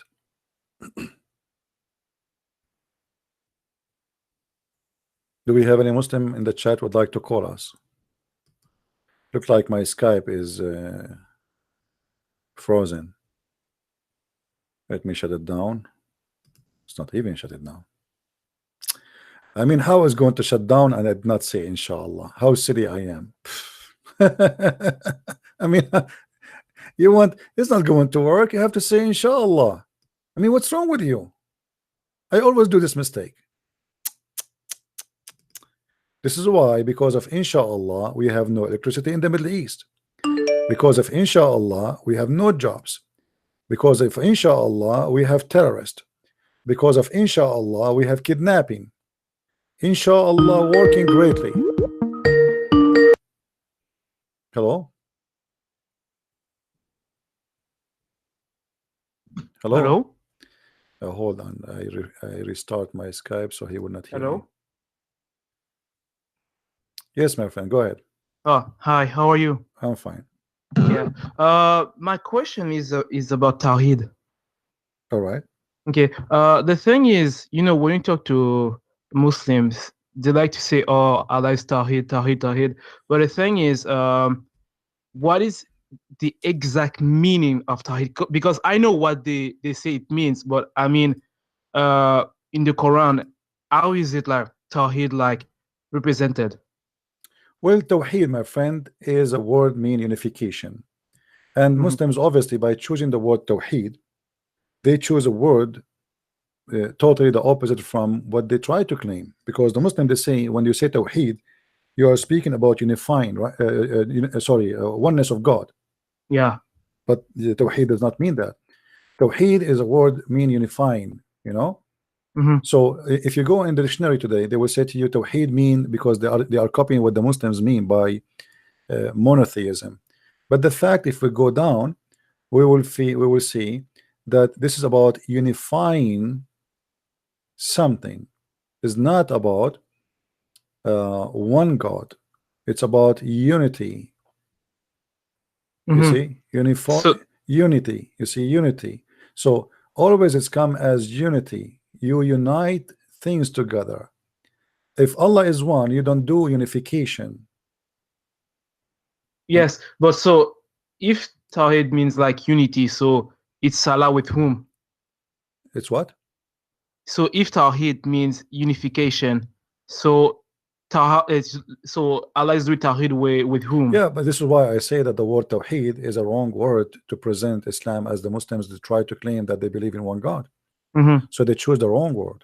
Tawheed. So Tawheed. Who's the other person then? Yeah, Tawheed fit better with somebody. Maybe he's a Christian. He speaks about the Trinity, exactly. you know. Yes, but does not fit with Islam. But because they are ignorant in their language, they're ignorant about their religion. They choose Tawheed, and I say Tawheed mean we believe in one God. But the fact, unification, the word Tawheed is coming from Ikhad. In the Bible, it says that the man will leave his family and he will be one with his wife. Ikhad. And this is what Muhammad said in the Quran. Qul huwa Allahu ahad. This is Ikhad. Say Allah is Ikhad, but Ikhad does not mean one. Yeah, it doesn't mean that. You know, Ikhad, if you type the word ahad in the whole Quran, you will find all the translation. They translate the word ahad as the word mean one of. Here we go as an example. Any verse, a challenge to any Muslim. Chapter 2 verse 102, chapter 2 verse 136, chapter 2 verse 285, chapter 375. It's all over. I mean, all over. Look how many. I can show you hundreds of verses speaking about the word ahad, and always the word ahad. As an example, this is one short. Chapter 4 verse number 152. This is the word ahad in front of us in the screen. Oh, you don't see the screen, guys? Okay, yes, I see it. No, I don't. Okay, now you see it. Sorry for that. Okay, chapter 4 verse 152. It says, وَالَّذِينَ آمَنُوا بِاللَّهِ وَرَسُولِهِ وَلَمْ يُفَرِّقُوا بَيْنَ أَحَدٍ. You see ahad? Okay, this is ahad. This is the same verse. The Muslim, they say قُلْ هُوَ اللَّهُ أَحَدٍ. Say Allah in chapter of Al-Ikhlas. Say that Allah is ahad. Okay, but ahad cannot be a word mean one. It mean one of. Click at the translation and you will see it says any of them. Do you see how they translate the word ahad? Wow. Any of them. So one, he must be one of others in order to be God. Any of them. And that, you know, here you will find Muhammad is very confused, using the Jewish word without knowing what this is mean. He thought this is mean the oneness. And then Muhammad again, he copies someone who is one of his writers, where he said, blessed be Allah, the best of the creators. And then Muhammad, he liked that sentence. He said to him, write it there. And the guy, he decided to leave Islam when he heard Muhammad saying that, because he said to him, I am the one who said that, not you. He said to him, this is how I say it's given to me too. So Muhammad in the Quran, as an example, in chapter 23 verse 14, he said, and this appears in more than one verse in the Quran, he said, blessed be to Allah, the one, he is the best of the creators. But hold on, if Allah is one God and he is the only creators, so how he is the best of the creators? Exactly. The Muslim, they try now to give you their own fiction explanation that, you know, if you create a table, if you create a chair, I mean, hold on, Allah is saying to me he is better than me in creating chairs. What are you talking about? What does this have to do with it? The creation in the meaning of religion is about giving life. Exactly. It's not about making a table, you know. Jesus said, I create for you from the mud, I make a form of a human being, or sorry, a form of a bird, and I breathe into it, and I make it a living bird. That is a creation. Yeah. Jesus did not make a mud and that became a status, and that is a creation of a status. That's false. So creation always in Islam is about you giving life to something. This is why the Quran says that how you worship somebody, you don't even know how he cannot even create for you a fly. So what the Quran is saying as a standard, that if you want to worship somebody, at least worship somebody he create a fly in chapter 22 verse number 73. Oh man, here is a parable set forth, listen to it. Those on whom beside Allah you call not creating even a fly. So what Allah here is saying, supposedly, if they can create a fly, okay, worship them. Yeah. But if they cannot create a fly, and even a fly, if I stole the food from them, they cannot get it back. All right, which is good. So here you are saying to me, if you can create a fly, and the reason he mentioned a fly because it's a small, supposedly, which means a fly and above. So yeah, you cannot even create a fly, so he chose something very small. Okay, Jesus, he created the bird. So now you are saying to me, if they can create a fly, worship them. And then you say to me that the Muslim, they say that Allah, he gave the power to Jesus, he gave him permission to create, but that will not change the fact that he's a creator. You know? Yeah, exactly. Yeah, I am the one who created. It's not, he did not pray to Allah, and Allah, he says, okay, I will create for you, I will do your request. No, the Quran says, I will create for you by the permission of Allah. That won't change anything. You know, here we go. I am here getting Allah busted every day. Can you say to me that this is by by the permission of Allah? No. Yeah. But you know what's funny is, you know, in the book of Isaiah, God says like he will not share his glory with anyone. And they're like saying, oh, Allah said, Jesus, you can create a bird, but it's like sharing his glory. So that's proof like Allah cannot be God. That's just stupid, you know? Yeah. A Muslim, he says to me, I don't know if he's a Muslim, he says, where in the Quran, tell us where in the Quran and the hadith it says that Allah is the only creator. Yeah, for sure we can show you. You know, the Quran confirmed that Allah is the only creator, which means this is a contradiction for what Muhammad said in different place. If we go in the Quran, we will find the following. There's many verses actually. In chapter 2 verse number 29, it says, it is he who created for you everything in earth and heaven. That's it. So how he is the best of the creators? This is he who created for you that all in earth, and then he finished the heaven. So is he the only creator? Obviously the Quran saying that, but then in the different verse says he is the best of the creators. Yes. And that does not make sense, because if there is no other creator and you say I am the best of the creators, that means you are lying. Exactly. All right, my friend, thank you for calling. Oh, but CP, Yes. CP. I have another question for you. I was listening to a live you did like a few months ago, and you said like Allah doesn't remember what he created first. It always was the tree or the stars. What verse are you referring to? Well, you know, like here we go in front of us, chapter 2 verse number 29 is speaking that Allah, he created everything in earth, right? Yes. Okay, and then we go to chapter 41, we will see different story. And if we go to chapter 79, we see different story. So he don't remember clearly, you know. If we go as an example,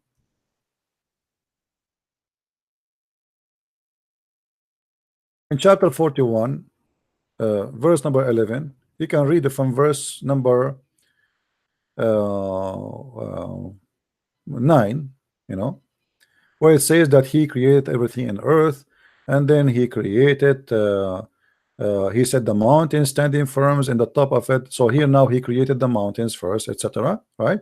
And then after that he went to the sky, and the sky was a smoke, right? Okay, now we go to different verse.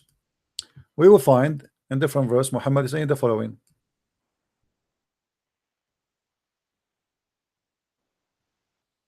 Yeah, the smoke, and he said to it and to the earth. Okay, read this verse with me. Chapter 79, and here you will see we go and read it from verse number 27. You can read 10 verses before, so Muslim will not say I'm taking things out of context, you know. You know them. are you the harder to create, or is the heaven that he built? Then he continue. So he started what with the heaven? He raised it high above, and he ordained it. And then he made the dark night therefore, and brought forth the morn, which means he created the day and the night. And then after that he spread the earth. And then after that he produce therefore water and pasture therefore. And then after that he made the hills. And then after that he provide the cattle. All right. But if we go to the other verse, it says the opposite. It says that the heaven was the last to finish. He finished all the earth first. Okay, he created the earth in 2 days. This is chapter 41. And then he put everything in 4 days. In the top of the earth he placed the mountains, and he did now the cattle. So the cattle was a process number 2 in 4 days, right? Yes. When the cattle is created, this is in number 2 process. If we go to the other verse, you will see that the cattle was at the end. First of all, he created the day, he created the heaven, then he created the day and the night, and he lifted up the sky, created the day and the night, number 3. And then after that he spread the earth, he made it flat. And then after that he brought the water from the ground. And after that he made the hills. And after that he made the cattle. Okay.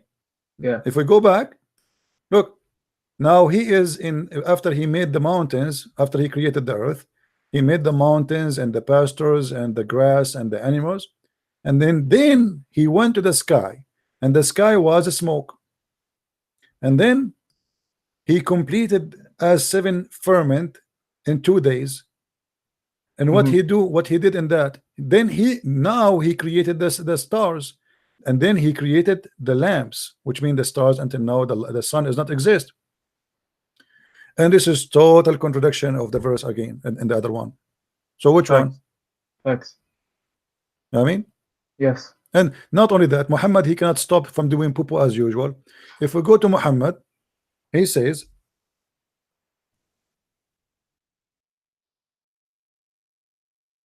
read with me carefully. I don't know if you can. You see the screen? It's late, but yeah. Okay. It says Allah the Exalted, the Glorious, created the clay on Saturday, and he created the mountains on Sunday, and he created the trees on Monday, and he created the things entirely in labor on Tuesday, and he created the light in Wednesday, and he caused the animals to spread Thursday, and he created Adam on Friday afternoon. Yeah, now, I see. Yes. Now here Muhammad, he confirmed that he's a false prophet. Why? Do you notice how many days now we have? It's 8 days. 8 days, yeah. But the Quran says that Allah created everything in 6 days. In 6 days, yeah. So who is the stupid here? It says 7 days actually, and he rests in the, he start with Saturday. He start with Saturday, and he end with the Friday. That is a complete week. So Muhammad here again is doing poo-poo. Yes. The verse in the Quran, one verse says Allah, he created everything in 6 days, and one chapter says 7. So or 6. The Muslim, they try to find a solution. They say, oh, the 4 days are included in the 2 days exam. That doesn't say that. It's clear. I mean, come on. Anyway, my friend, thank you very much for calling. Thanks.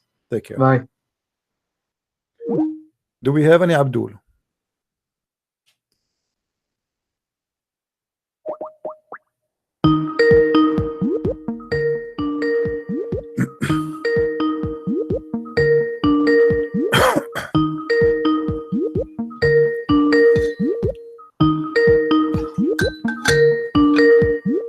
All right, look like nobody there. Hello? Christian Prince, can you hear me? Hey, my friend, sorry I could not take your call because I have an ex-Muslim was speaking to me. Okay, just let me do something. Wait. How are you, my friend? I'm all right. Can you hear me? I hear you. Go ahead. Hello? Okay. Yeah, I really enjoyed the debate between you and that Imam from Nigeria. Okay. You really destroyed him completely. I did not even. I didn't really speak much because I cannot even hear what he's saying. I'm just trying to make something out of what I understand. And the gentleman who is trying to communicate between us, he keep silence. He is not giving me what he's saying. I keep saying to him, what he is saying, tell me what he's saying. What a joke. We didn't understand him really good, but the only thing that I could say is this guy, he had no clue what he's talking about. You asked him to show you from the Quran where Jibril is saying Salamu alaikum ya Muhammad, but it's not, he can't find it, not in the Quran and not in the Hadith, right? Yeah, that's what I said. And no, the funny, look what he said. He said, show me where it's where it says he did not say. I mean, this is the most funny answer ever. You know?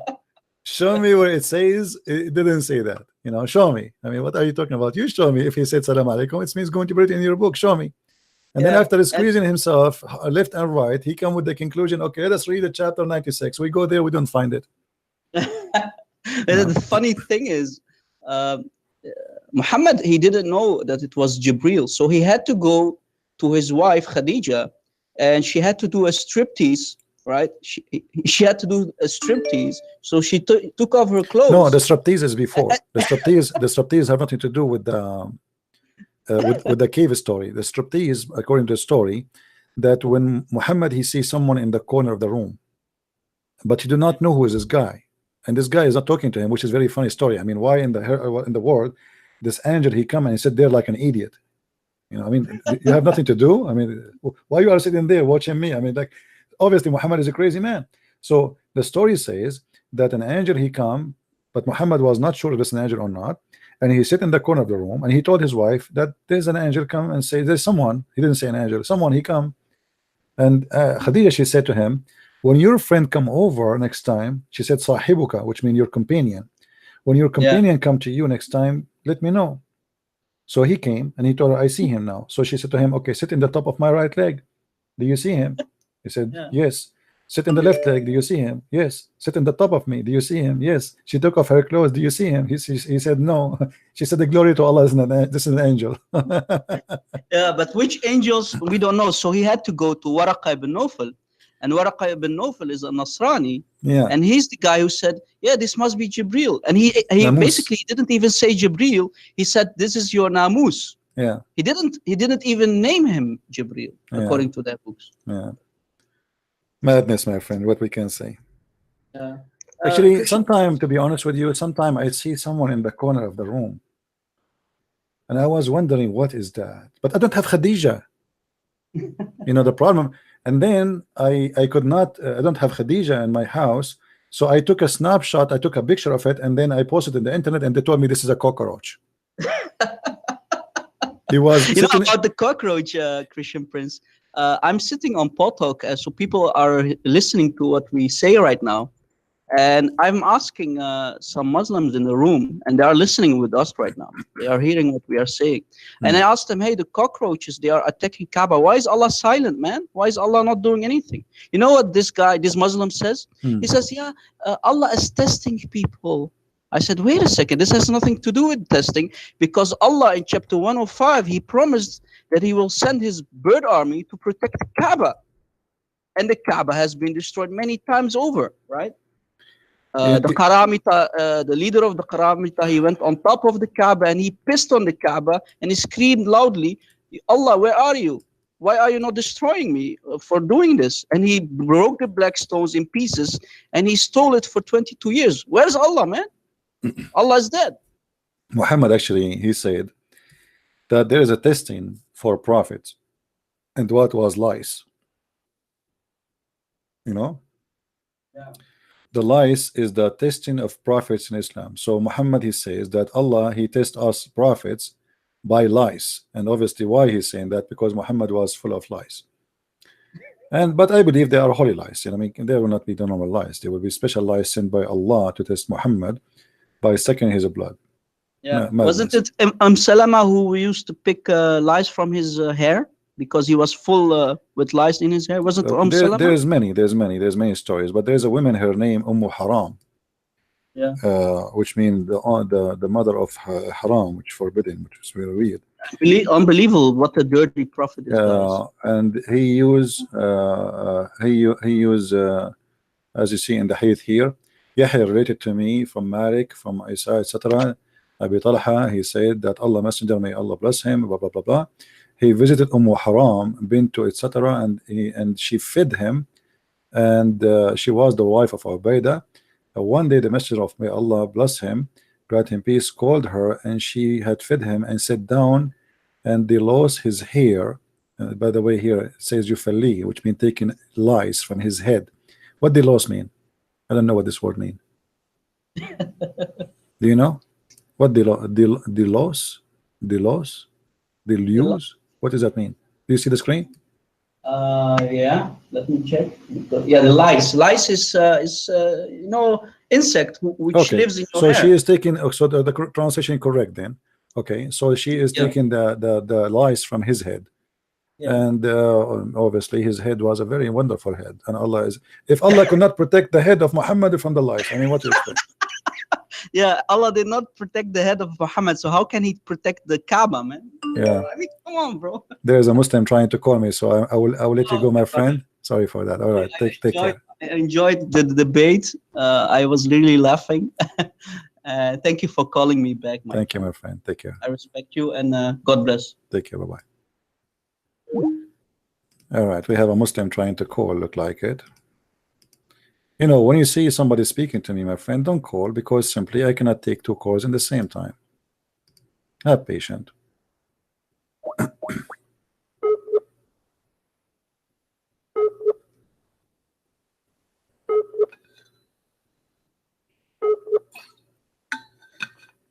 Here we go, Abdul. I'm calling you.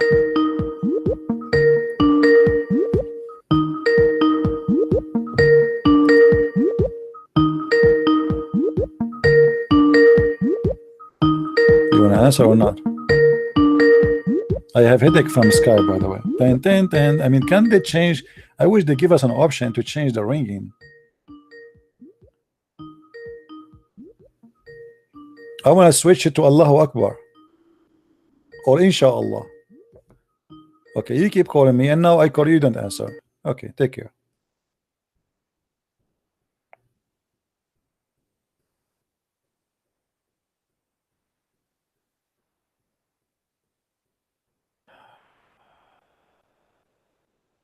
Any Abdul?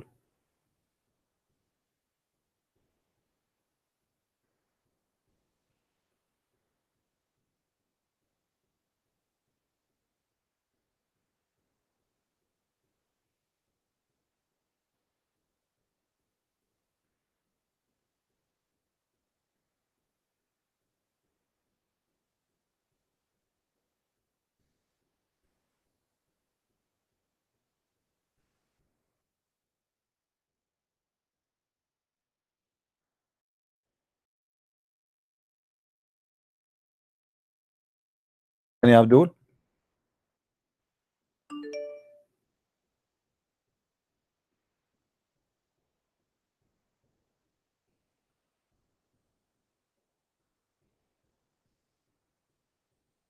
I want to know if you.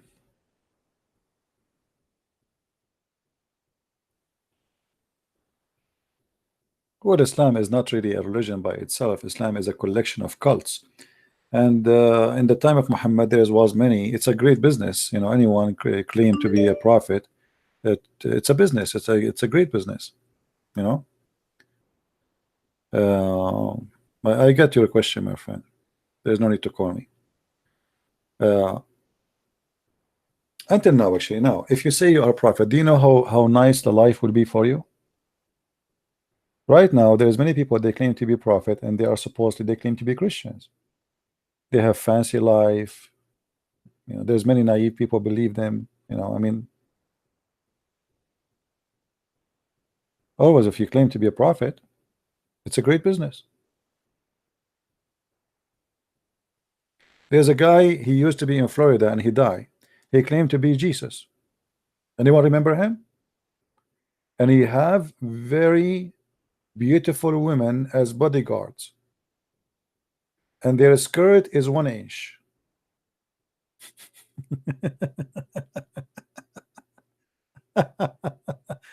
Anyone remember his name? I forgot his name.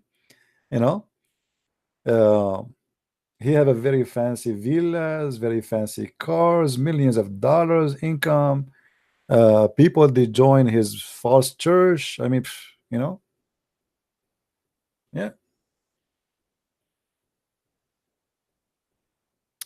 What is the question, my friend? You see, text is going crazy. How I can know the question of somebody? Can you answer loading Chester question? What is the question?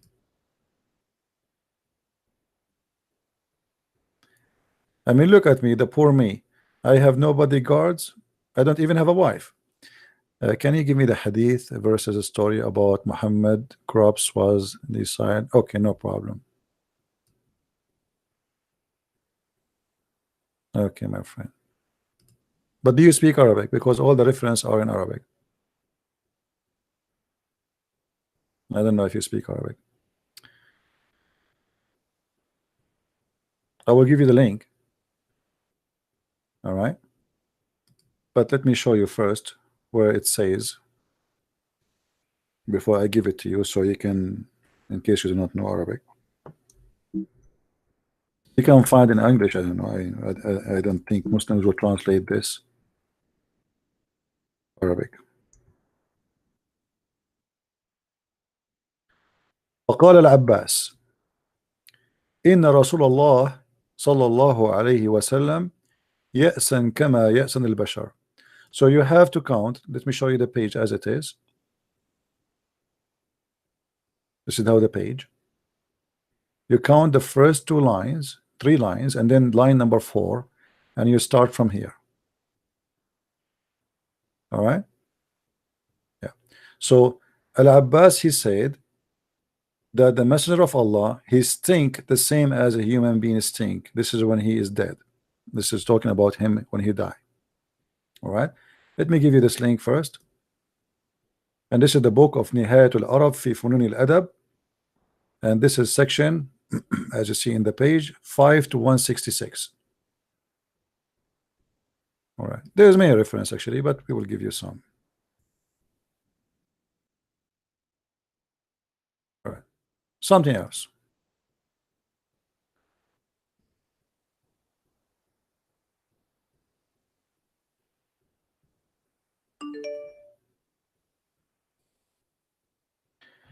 Actually, this page here, it says the hadith about the prophet, he stink the same as all a human being they stink. They are saying that this hadith is accepted and nothing wrong with it. So the Muslims, they have nothing wrong with it. Wallahi innahu la ya'san kama ya'sanu sa'ir al-bashar. So Ibn al-Abbas, he said, Al-Abbas, which is the uncle, he came in and he says, let us read together. وأنه لما دخل عليه العباس عمه حين مات ومكث 3 أيام قبل أن يدفن وكان وضعا يديه على أنفه. Let me open Google translation so the Muslim will not say I'm making things up. Guys, don't call me. Hold on. Just hold your horses. I mean, you think I can talk to everybody? How many people will answer at the same time? Don't you see me? I'm answering somebody. Have patient. Like, what do you expect me to answer everybody? One by one. So we go to Google translation.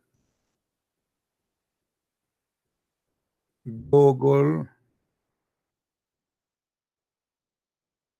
If you can find me the same hadith in English, that would be wonderful.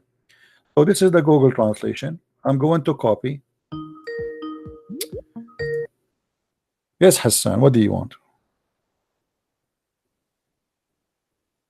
Hello.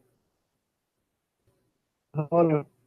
I'm fine. What do you think, Hassan, about the hadith saying that the prophet he stink?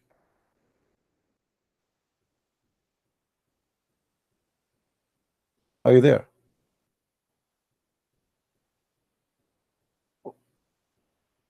Hello. What's your question? Hello. How are When you? your prophet he passed away, the prophet was not buried. As long as you speak English, you speak Arabic and English, that's wonderful. Guys, stop calling me, otherwise I will block you. Don't call me. I am live on air. What's wrong with people? My friend, read with me. Do you see the screen? Wait a second.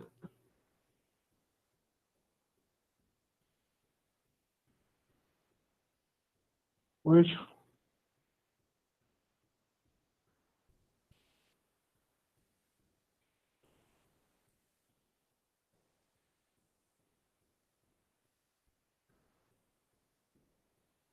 What's wrong? I'm going to stay away for 10th century? Just the connection is so slow. I will read for you until the connection come. So this is when your prophet he die. When your prophet he die. Okay. Yes. It says here in front of us in this hadith. ولما دخل عليه العباس عمه حين مات ومكث 3 أيام قبل أن يدفن وكان واضعا يده على أنفه وقال له عجلوا بدفن صاحبكم والله إنه ليأسن كما يأسن البشر. Translate.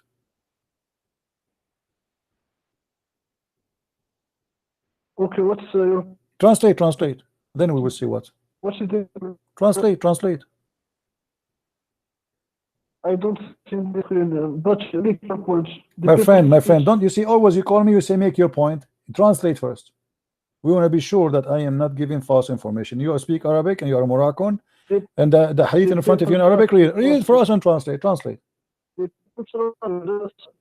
Does it say there? Does it say that Al-Abbas, the uncle of Muhammad, he entered and he found, and when Muhammad he was dead for 3 days, and he have his hand over his nose, and he said, bury your friend, which means Muhammad.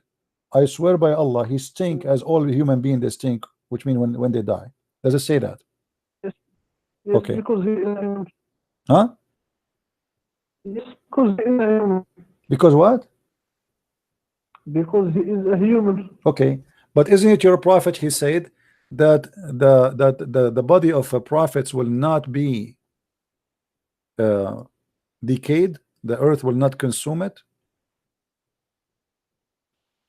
How he stink, and you agree that the hadith is sahih, and because he's a human, and I agree with you, okay, but how he say in different hadith that Allah told him that the body of the prophet will not decay?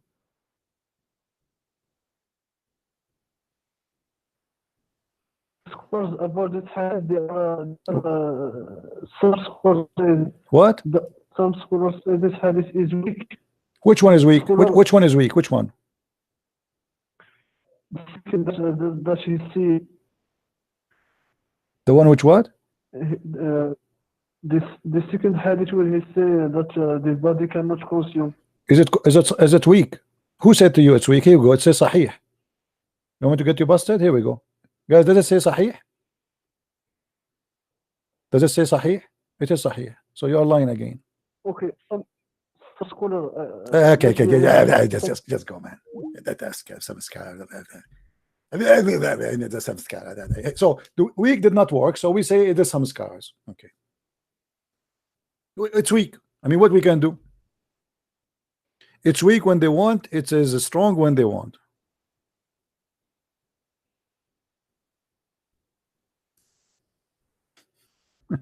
It's weak. You are the weak one. Your prophet is weak. Your God is weak. Everything about you is weak. A religion of weak. Nice to meet you.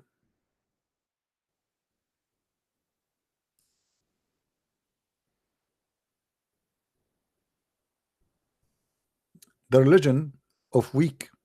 Everything in this religion is weak.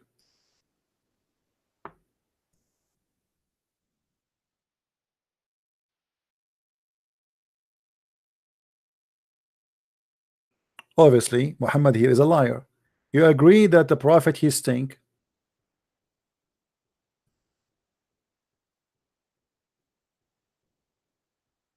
And this is a total contradiction. This is why when he died, they did not bury him for 3 days. 3 days did not bury him. And you will see here they are saying that this hadith is sahih, you know. Hello? Hello? Hey CP, how are you? I'm fine, my friend. Yeah, very cool. The guy that called you before, he's calling you all the time, isn't he? Yeah, this is the same Moroccan guy. Yeah, but he's the same guy who speak from his nose, but he say nothing. Anytime you get him busted, he say, go to Ibn Kathir. We go to Ibn Kathir. He says, go to At-Tabari. We go to At-Tabari. Yeah, I've seen that yesterday. I've seen that all the time. You were talking to him, not like once or two or three times. You talk to him all the time, and he's always calling you. I mean, when is the time he's going to accept it? What the truth is, you know? Well, anyway, you know, it's he accept or don't. Obviously, he knew that he see. I'm sure he see, but it's not easy, my friend. This guy, he live in Morocco. If he leave Islam, that will be a big problem for him, and he don't want to believe that he is being a fool by following a foolish false prophet. How the hadith here, and the funny here, it says in front of us that this hadith is accepted, is good, you know, and that hadith is accepted. So how you say to me that the body of a prophet will not be decay, and the guy he stink? You know, obviously Muhammad is a liar. That's why they did not bury him for 3 days. 3 days. But why 3 again? Always 3. 3. Yeah, maybe they are hoping that he will come back the same as Jesus from the tomb. You know. Forget it. Forget it. Yeah. All right, my friend. Anything else you want to say? No. All right. Thank you very much for calling, because some people are trying to call me. All right. Yeah, no problem. All right. Take care. Anyway, actually, I'm not going to take more calls. No problem. I think we are done for today. I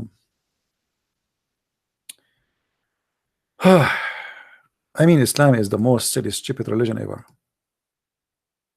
And how in the world a human being can believe in such a garbage?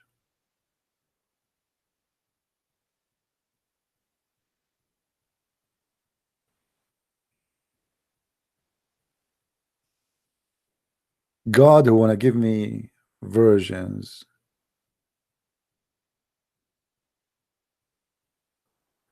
It says here we go, the same link. It says in the front of us, and we can search for it, no problem.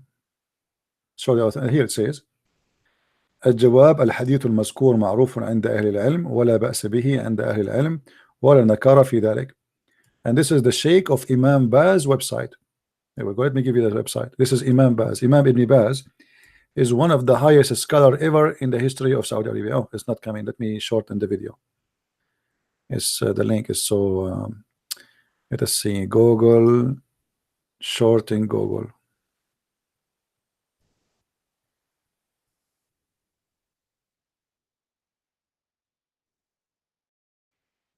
The link is so long. Even Google is not working to shorten. Okay, now it's working. Shorten. All right, here we go. So now we can post it for you. Tell me, guys, if you see it. Is it working? Do you see the link?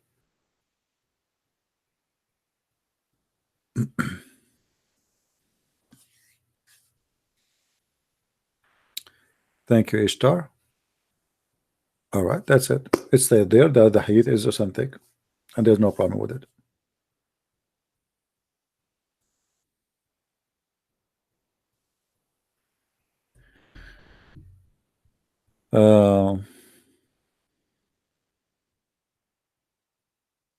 It does not appear in the screen. No, it's shown on the screen. I have it right in the screen. You refresh your page, my friend. If you are not seeing the screen, refresh your page. Thank you, everybody. Bless you, everybody. I am really I don't know how to answer all those beautiful messages coming to me. I really love you all. I apologize for not answering every one of you, but as you know, it's too much. But I really appreciate all of you, and let us say we are lucky. We are lucky really to have someone, his name is the Messiah.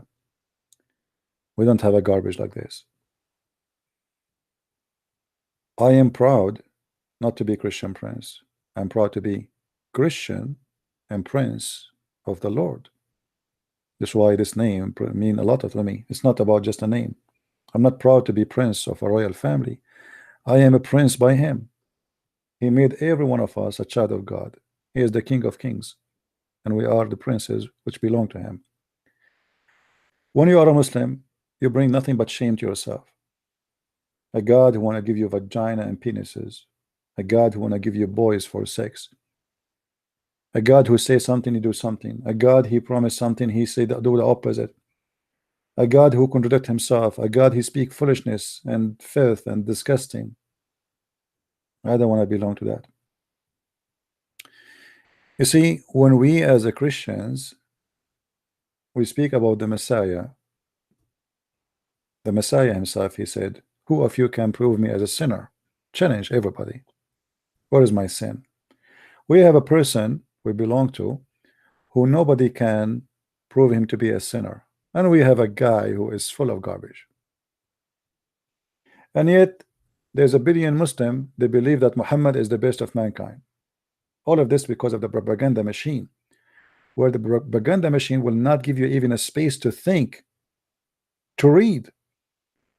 You open TV station, the Prophet, peace upon him. You open the radio, the Prophet, peace upon him. You open your book, the Prophet. You go to the bathroom to do poo-poo, still you hear the speaker, Allah, Allah wa malaikatahu yusalluna ala nabi. Allah and the angels are praying on the Prophet. I mean, the whole universe is busy with Muhammad. They will not give you a chance even to breathe without Muhammad. For this is a very false cult. All dictators in the world, their agenda is the following. If you go to any dictator countries, the picture of the president everywhere. There's only one guy in the whole country. The stadium in Iraq is called the Stadium of Saddam. The theater is called the Theater of Saddam. The river is the River of Saddam. The dam is the Dam of Saddam. The school is the School of Saddam. The university is the University of Saddam. So you know all your life is based on Saddam. Propaganda machine to worship the dictator. And if you don't want to go with the crowd and worship the dictator, they will cut your neck. So there's two ways of the dictator to survive: terror, and that's Muhammad. He said himself, he said, I've been victorious by terror. He was not victorious by love. And the propaganda. Allah and his angels, they are praying to Muhammad. And if you don't believe me, I'm going to cut your head. So now there's two things will strike you: terror, you don't want your family to be slaughtered, raped and killed and be enslaved.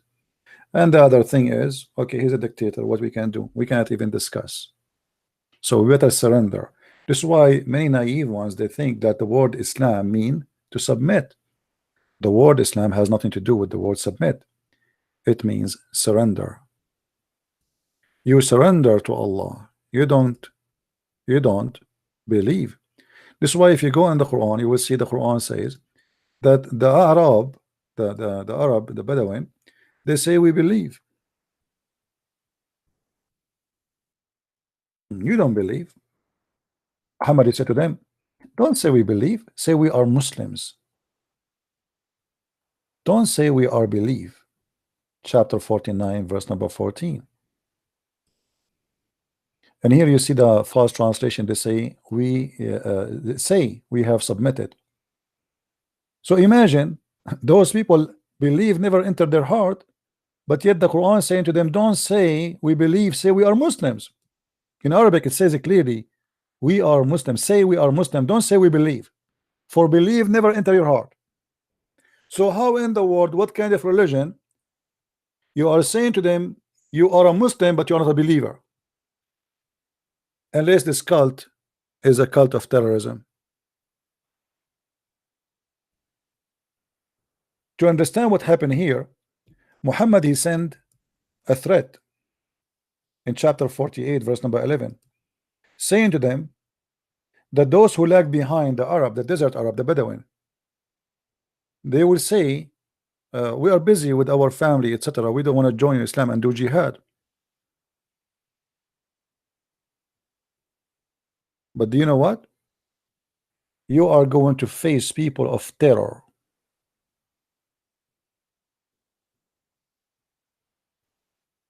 We are going to kill you all if you don't convert to Islam. And that is in chapter 48, verse number 16, sorry. Say to the desert Arab, Say to them, the one who lag behind, you shall be summoned to fight against the people of mighty war. They will kill you all. So either you shall submit or surrender, or we will kill you. And then when they submit or surrender, he said to them, you cannot fool us. You don't believe. You surrender to Islam because of our terror. So don't say we believe, say we are Muslims. So you don't have to be a believer in Islam to be a Muslim.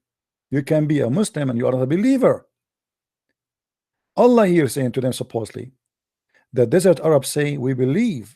We be what? They say we believe. So what is the objection? You have no faith. Okay, hold on. So how they became Muslims? Because of fear. And Allah here saying to them, don't say we believe, say we are Muslims. If we change the translation here, this is the translation of who? Yusuf Ali. Let us choose another idiot.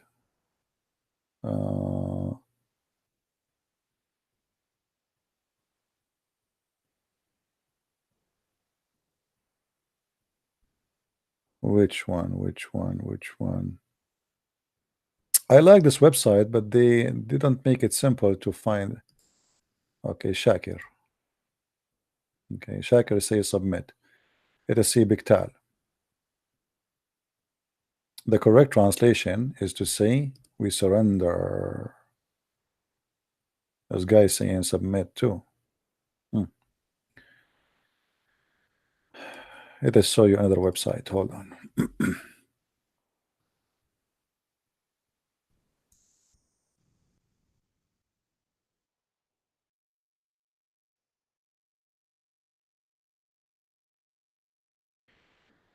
All right, we go and we see. Yeah, this is Muhsin Khan. Look what Muhsin Khan he say.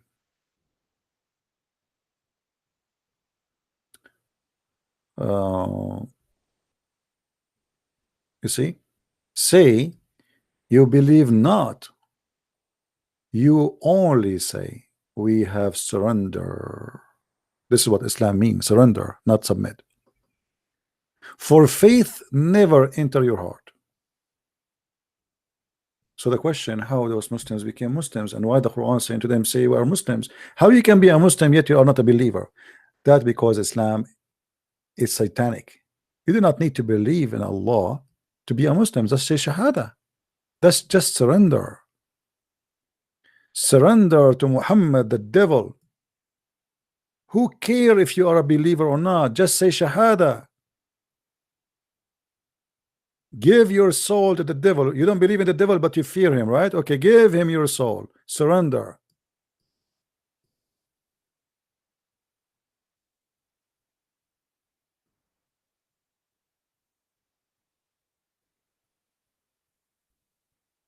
That is Islam, my friend. Anyway, I hope that's today we have a good time and we learn something good. We will try to be on air again tomorrow. Don't forget, if you like what we do here, to give it a like. If you don't like it, give it unlike. Very simple. And don't forget to tell your friends about what we do. This is a free school for everybody. Here you don't waste your time. Every second we spend, we learn. And the Lord, he said, read the books, search them, look for the truth. The truth will set you free. And he is the truth. I am the Alpha, I am the Omega, I am the resurrection, I am the life, I am the light. I am who I am. And that is Jesus the Christ, my friend. The good God, the good Lord, the good shepherd. Why you call me good when you know only God is good? I am the good shepherd. So we follow the best of the best, and there's no name better than his name above the earth or in heaven. See you tomorrow, if I could. Until then, Christ is Lord, Islam is false. And thank you very much for being with us for this night. Take care.